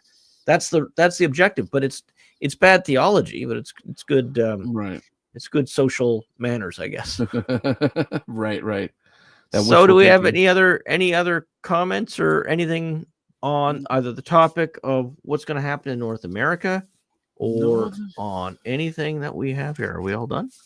Yeah, no other comments, but I'm going to tell you something weird. It looks like if I look at the chat on the YouTube channel, it stops at like Mega Man's comment, and like it's just like Tina's, or it looks like they cut Tina's last comment out. So anyway, that's interesting, unless you took it off. Do you think it might have been because of the subject matter? I guess we'll see if it appears. We'll see. If it does, it does. I mean, this channel isn't monetized. Obviously, we have a very small group, and that's fine. I mean, it's not. I don't expect that.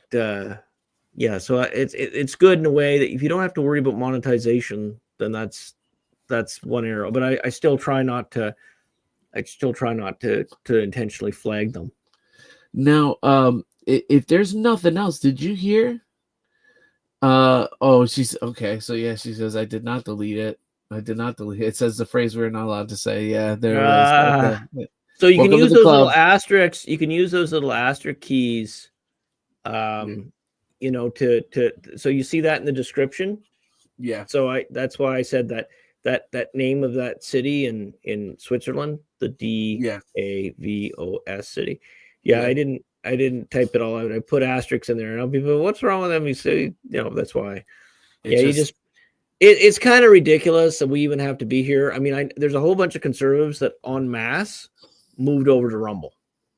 Yeah, right. Completely shutting down. Russell Brand, I think, is going. There's a whole bunch of them going, and it just. I mean, I don't dislike Rumble, but I just never use it.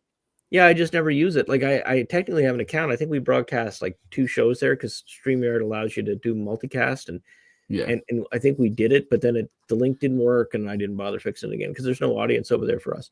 But that said, I think this stuff will get better. Like we seem to be moving in a direction, right? That's what I'm excited for, or I'm optimistic for, is that God seems to be helping those that are trying to do the right thing here in this crazy world, and I'm very hopeful.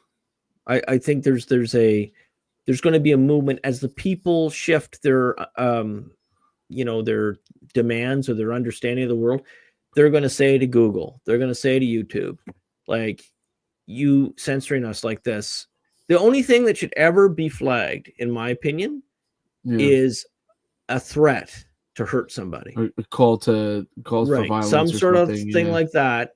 Sure, that makes sense. But as far as, and even if they wanted to flag it and then just say, the majority of people don't agree with these crazy people or whatever, or some sort of thing like, context warning or something like that, that's fine. I mean, they shouldn't demonetize over it though.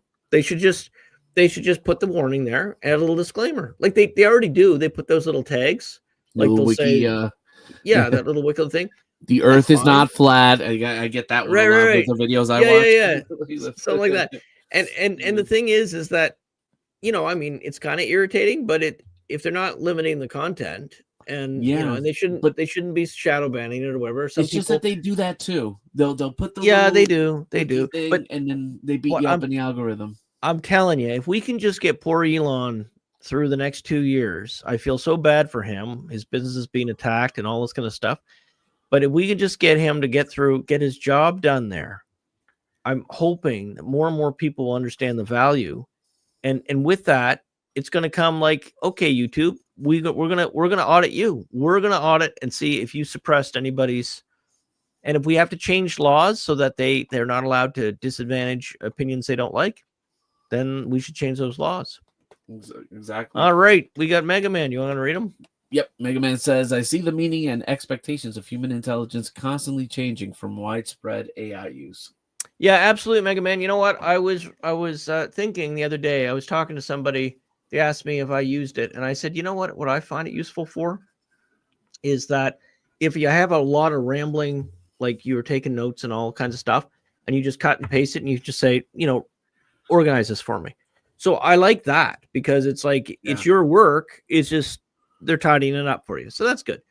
And so I think that's a good use of AI, but here's the problem.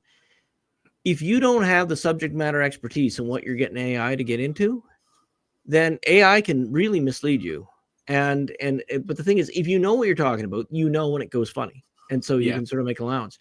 But I 100% agree. Like, do you know, it was Socrates, I believe, that first said it. I think Aristotle shared his view, and it will shock some of you, that these great men of learning actually were not in favor of widespread literacy. And the reason they said is that, well, if idiots learn how to read, they're going to be able to simulate wisdom. Isn't that interesting?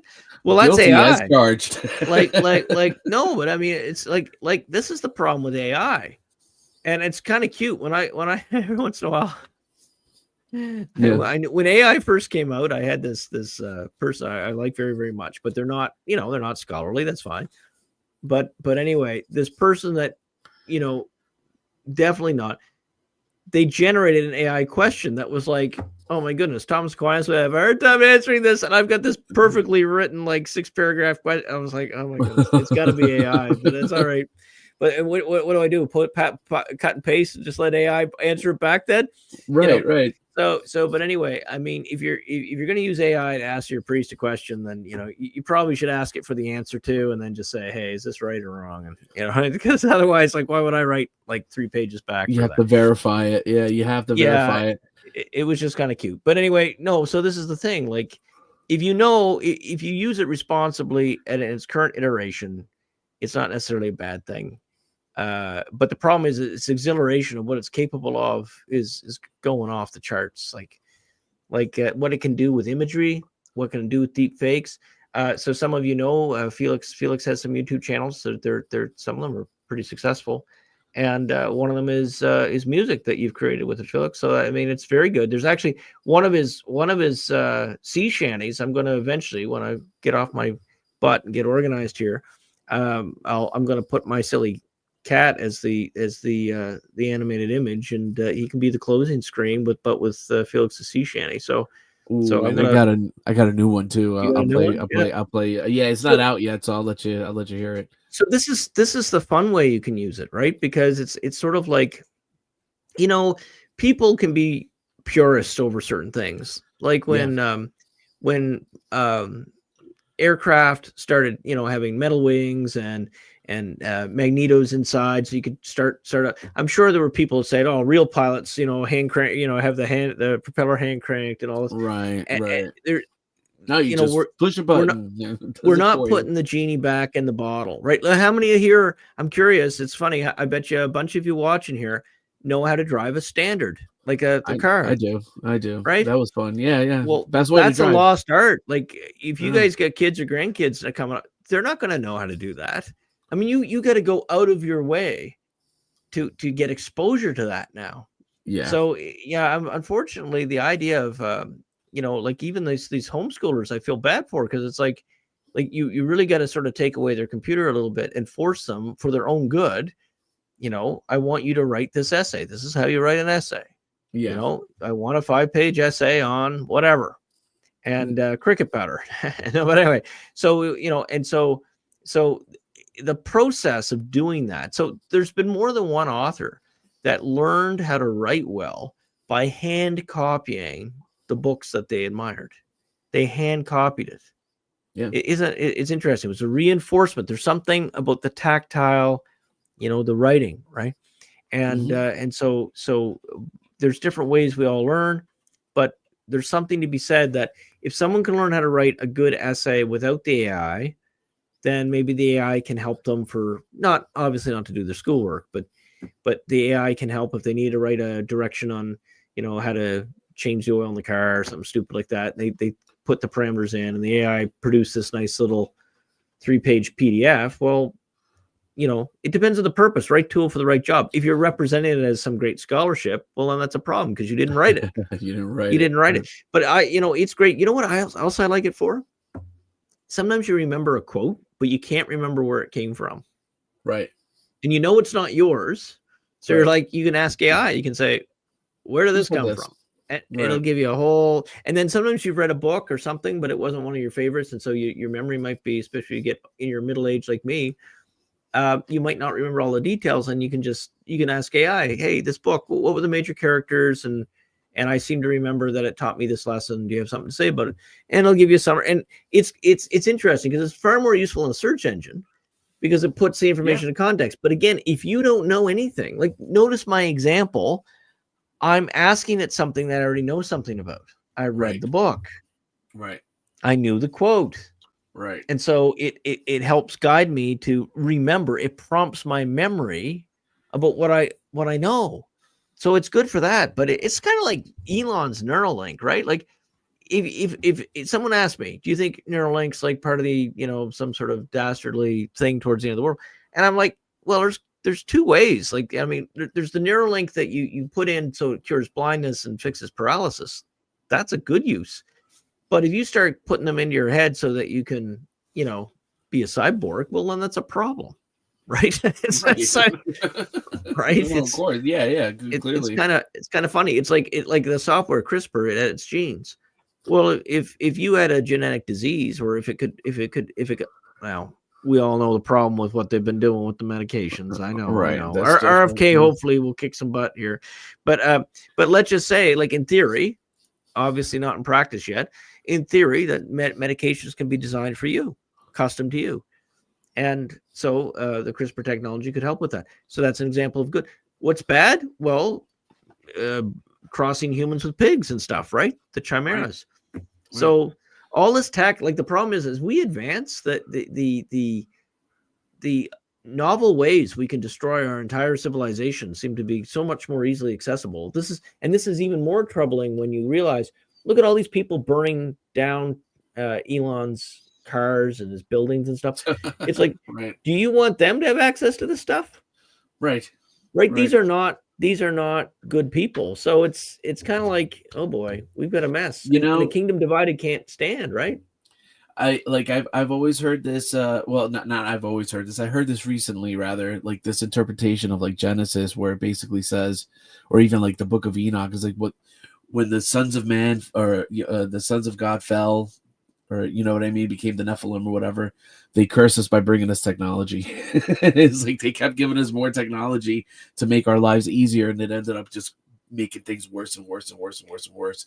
And like, I mean, that sounds a little oversimplified, but there is kind of an element of truth there. Well, the church's social teaching would say that, again, machinery can be of aid to man, but it cannot never replace. It's not supposed to replace us, right? So how does that, work out? I mean, does that mean that we should, instead of using the little garden machine to dig up your garden, that you have to go out there with a hoe at 80 years old or whatever? No, I mean, there's going to be some common sense here, but I mean, the problem is we can't let technology replace the value of human work. So that is this is where these areas are things where the church and Christian people have something to help our secular friends with. Like in other words, to help ideate, come up with good ideas that provide some alternative to this progress without soul. Right. So one of those areas that some of you guys would be more gifted than I, dignity of the human worker, right? So it can't just simply be Luddite, but we've got to somehow make sure that the safeguards exist, that the machines do not become our masters. Otherwise, we end up in a real matrix. Yeah. So Mega Man says you can no longer say, I don't know how to do that. The follow-up is, why didn't you ask AI? I didn't feel like it. Or Mega Man, you're right. But you could say, I mean, I've caught myself saying it. Did you check YouTube? Yeah, right. Because seriously, there's like 4-minute YouTube videos on what do you do if you have a metric screwdriver and your bolt Your is, gasket blows. You can come up with, I mean, the toilet. Well, my toilet did this, and you look it up, and you haven't answered your question, which is great because if you called the plumber, you'd be billed. Yeah. Right. Yeah. And it's funny because I'll look it up and I'm like, wow, I'm not doing that. Let's call the plumber to get over here. Absolutely. Let me see. But yeah, I'll tell you that too. I mean, as far as like with my experience with AI, I'm at channel Starface Music, which is like the only time I've ever plugged the channel in this whole time here.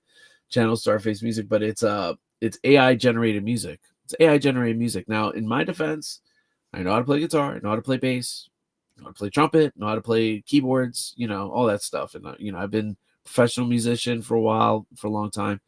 AI music is just fun. Yep. What I think it did, I don't think there's anything. What's that? What I think he's going to do, it's going to clear the field of a lot of mediocre musicians. Like the past 20, 30 years, or let me scale that back. The past 10 to 15 years, especially with the SoundCloud rappers and some of the real low quality music, has just been piercing through. And I think AI is going to wash away a lot of that. It's going to make human artists rare again, but good. Like the ones that the ones that shine through it are going to be genuinely good art. That's my white pill, my hope. And my hope too. I'm always a big fan of right tool for the right job. What's better, the factory processed iceberg lettuce or the nice organic lettuce that your neighbor made? Well, sometimes it depends, right?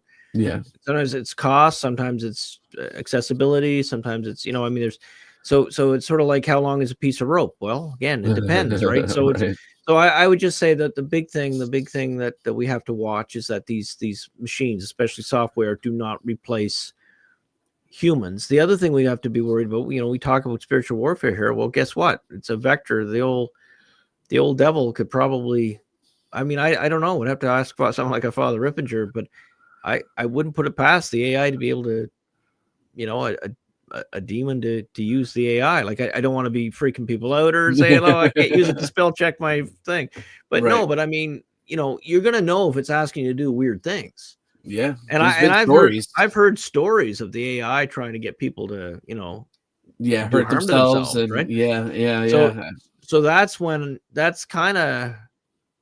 it seems kind of an easy way that maybe these nasty things could communicate with you, right? Like if you walk by and the toaster tries to kill you, then you kind of know you got a possession problem or whatever. But right. if AI gets in there and starts messing with your head, so all these things in moderation, I guess, and that's always been sort of the church's thing. And then also you can't use it to replace people per se. Then someone say, well, what about I used to employ 6 copywriters to write my ads for my car magazine. Well, again, it's a work is going to have to, our understanding of work is going to have to evolve. Maybe there's an opportunity for formal Christianity that we've been missing here. What if we really encourage people that their job could be like a third order of something, right? Third order Augustinian, third order Dominican, this kind of thing, and basically start living lives of, a hybrid, not a religious life, but a hybrid life where you have duties and responsibilities to God. Like that can give you meaning, right? Yeah. And then my concern with a lot of this stuff is it seems, and maybe you guys have an idea that would be counter to me. I'm a little concerned that this is going to evolve into a universal basic income situation. Right. So a lot of people are in favor of this. In fact, there's a whole bunch of YouTube saying, "Oh, I can't wait till this happens. This is great. Everybody's going to be happy." But it's a trap, because if everybody has the same income, that's going to have unintended psychological and anthropological effect. It's going to de facto create a caste system. Yeah. And so it's not that I want to see anyone starve, but we got to be really careful with that. If we have a system like that, there's got to be some sort of expectation that every human seeks, accepts, and lives some sort of responsibility to other people. Oh, no. It's going to be worse than that, Father, unfortunately, because what happens is we're just not going to get a universal basic income. Right. It's going to be backed more than likely, or they're going to push for a digital currency. And then from there, they can just cut your spending. It's like, listen, you bought one steak this month. Yep. That's right. Well, that's exactly what the Christians should unite with the good seculars, the seculars who have a classical frame, so they're not postmodern. Common sense. This is why I'm saying I tell every once in a while, especially the traditional Catholic movement, it's like they distrust anybody who's outside, and I get it, because there's a lot of fruitcake stuff, there's a lot of modernist stuff, but here's the problem: the battle that's facing us right now, we have to work together to face this. This is a problem, and unfortunately, not everybody in our respective groups gets it. So you either get it or you don't, and it's a when you see it, you can't unsee it, but not everybody gets it. That's true. All right, so I'll do these last three comments here. So we'll finish them all.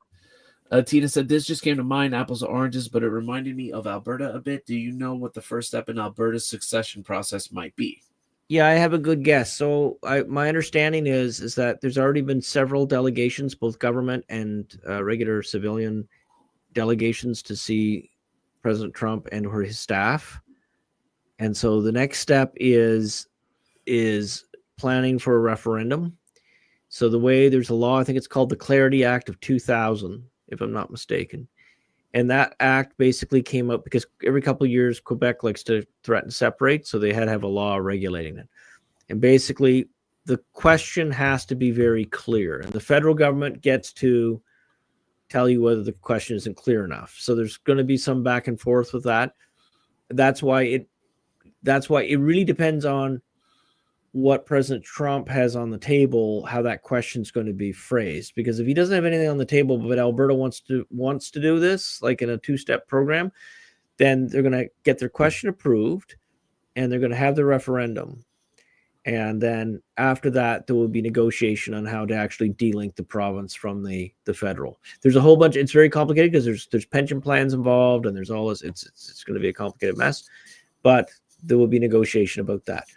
Now, my suspicion is the minute President Trump gets involved, and by that I mean he's made an offer to the people of Alberta, and or if there was some abuse, like one of the things we didn't get to, I had 15 pages of notes, but you didn't need me drawing it off. But one of the things that's in here is the fact that the police situation is weird in Alberta. So imagine if in your state that you guys live in, imagine you didn't have any local police, and all you had was the FBI on contract. That's what Alberta has. So essentially, they've got a Calgary Police Service and Edmonton Police Service, but most of the policing is done by the Royal Canadian Mounted Police. And the problem with that is, remember, these are the guys that were running over freedom protesters with horses and stuff. Like not every Mountie a bad guy, right, or a bad lady, but they're not. If they were there, they're not the pinnacle of morality that we were brought up to think they are. Right. Well, like a lot of people thought about the FBI until the last couple of years. So anyway, right. What happened was Alberta hires the RCMP to be their provincial police. They tried several attempts to make a provincial police themselves, but the cost is so prohibitive that the people always balk at it. Well, what the current premier did is they introduced a bunch of sheriffs. So that's a very common thing in the US, but it's not so common in Canada to be using a sheriff like a US sheriff. But that's essentially what I believe they're trying to do. So they have two provincial police services. They have the group of sheriffs, and they've got the RCMP. So why am I going into all this? Well, if Ottawa wants to play dirty, I can see the RCMP causing trouble on the ground on behalf of Ottawa. And if they do, I could see if there's an offer on the table, President Trump will put up with it. And then you're going to end up with, if Alberta requests his help, National Guard or somebody's coming in. So, it's kind of interesting. There won't be any, tanks rolling over or all this kind of stuff. But I do see, and we might have civil unrest in Calgary and Edmonton. You saw what's going on with the Tesla dealerships. So you're going to have little pockets of that. But most of those guys, if they're smart, they'll just change provinces. So hopefully there'll be a switching. All right. What's the next one there, Felix? So Tina says, Georgia senators torpedoed an effort to let the affluent Buckhead neighborhood secede from Atlanta on Thursday, with 10 Republicans breaking rank and voting with Democrats. Yeah. So I don't know anything about this. Georgia politics, yeah, nothing. So I don't. Yeah. In fact, I know Tina in real life. So if I talk to her, I think I'd be very interested in this, and I'll look this up. Oh, this is March 2023. Yeah. So I know Virginia's going through something like this too, like because of DC, and that the Virginians are mad because basically all the people that work in DC but live there are messing up their vote, and same with the people who live in Eastern Oregon and Eastern Washington. So I mean, I think what Tina brings up is a good one, is a good thing to say, like, well, what Canada did, like they have a Clarity Act, right? Now maybe it should have, I've never read the act itself, I just know the name of it. So there probably should be some sort of rule, even if it has to be changed. So I'm trying to do this with church stuff too, because I inherited a whole bunch of sort of open loops in my own particular administration. And so what I try to do is, okay, well, here's the penciled policy, and we may have to change it when it gets stress tested by a real situation, but at least we know what we think we're going to be able to do, right? And then you just tighten it up. So same way with secession, you sort of say, well, like having the ballot clearly indicate what it's saying, that's a fair point. There's nothing wrong with that. That's a good thing. So the other thing is just to indicate if the ballot is successful, is there any right of appeal if there's allegations that ballot boxes went missing or something like that? The other thing I would say that would want to account is, okay, what kind of transition, like what's the expectation for how does the separation actually happen? Interestingly enough, so I tell my American and Canadian friends that Canada does a better job with ballot counting, I think. The reason being is that they're paper ballots, and someone from the major party that they can't just count the ballots. There's a scrutineer, they call it. I think Americans call them overseers. And everybody has to see the ballot and agree, and then it gets tallied, right? So it's a slower process, but you just have, as long as you have these different groups of, it's still done in a night. So the thing is that, that might be something that we have to look at with all the questions about the machines. The second thing, though, is where Canada can definitely, learn from the U.S., and that is, these. The whole notion of I guess just clarity. Like you should have a note, you should know what your the due process is, rights of appeal and whatever. And Canadians will sometimes bring up that there were the 2020 election and the 2016 election had the opposite party to the losing party dispute the validity of the results. Now that rarely happens in Canada. Like it happens in one race or something. It rarely happens. But what Canadians who like to, cluck around like a chicken and say, oh, look, we're so much better than you silly Americans on that front, they should look up Joey Smallwood and the Newfoundland referendum, because the province of Newfoundland in 1949 became part of Canada. But before that, it was a British colony. And for 2 world wars, it had American bases on it. So there was a lot of intermarriage with Americans. And it was a big part of their economy.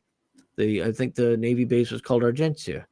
And the thing is that the story goes that the ballot boxes from the area around the base where Newfoundlanders were voting to join America never got counted. They discovered a truck with these ballot boxes. Sound familiar? 2020. Yeah. They found yeah. a truck with ballot boxes, and they were never counted. And had they been counted, Newfoundland would probably be part of the United States of America. Now it would have been in 1949. But so there you go. Sometimes these elections, the darker side of democracy, the darker side of church history. Sometimes, just because something's supposed to be a certain way doesn't mean we actually fulfill it. So it's interesting. It's going to be fun. It's going to be, it's not going to be fun living through it for all of us, maybe with a little bit of the tariff turbulence and stuff. But it's fun in this sense. Canadians are at a crossroads. So are Americans. We are at a crossroads. What kind of country do we want to be? What is this going to look like? The church is at the same way. Like, all our various church communities and preferences and some people like one group over another and whatever. We are all at a crossroads. We're united in that, in the sense that we are either going to live that first commandment with our whole heart, or we're just going to let the world sweep us away and all this globalist foolishness. So yeah, I'm optimistic. I am. I don't know where it'll go. And someone used to say to my dad, why are you optimistic? Because I think the other side, the pessimistic argument, had equal weight. And my father used to joke. He said, well, I don't know I'm necessarily any more correct than the pessimist, but I'm happier. So that only works if the evidence is equal, right? Like you want to be a person of truth before a good mood.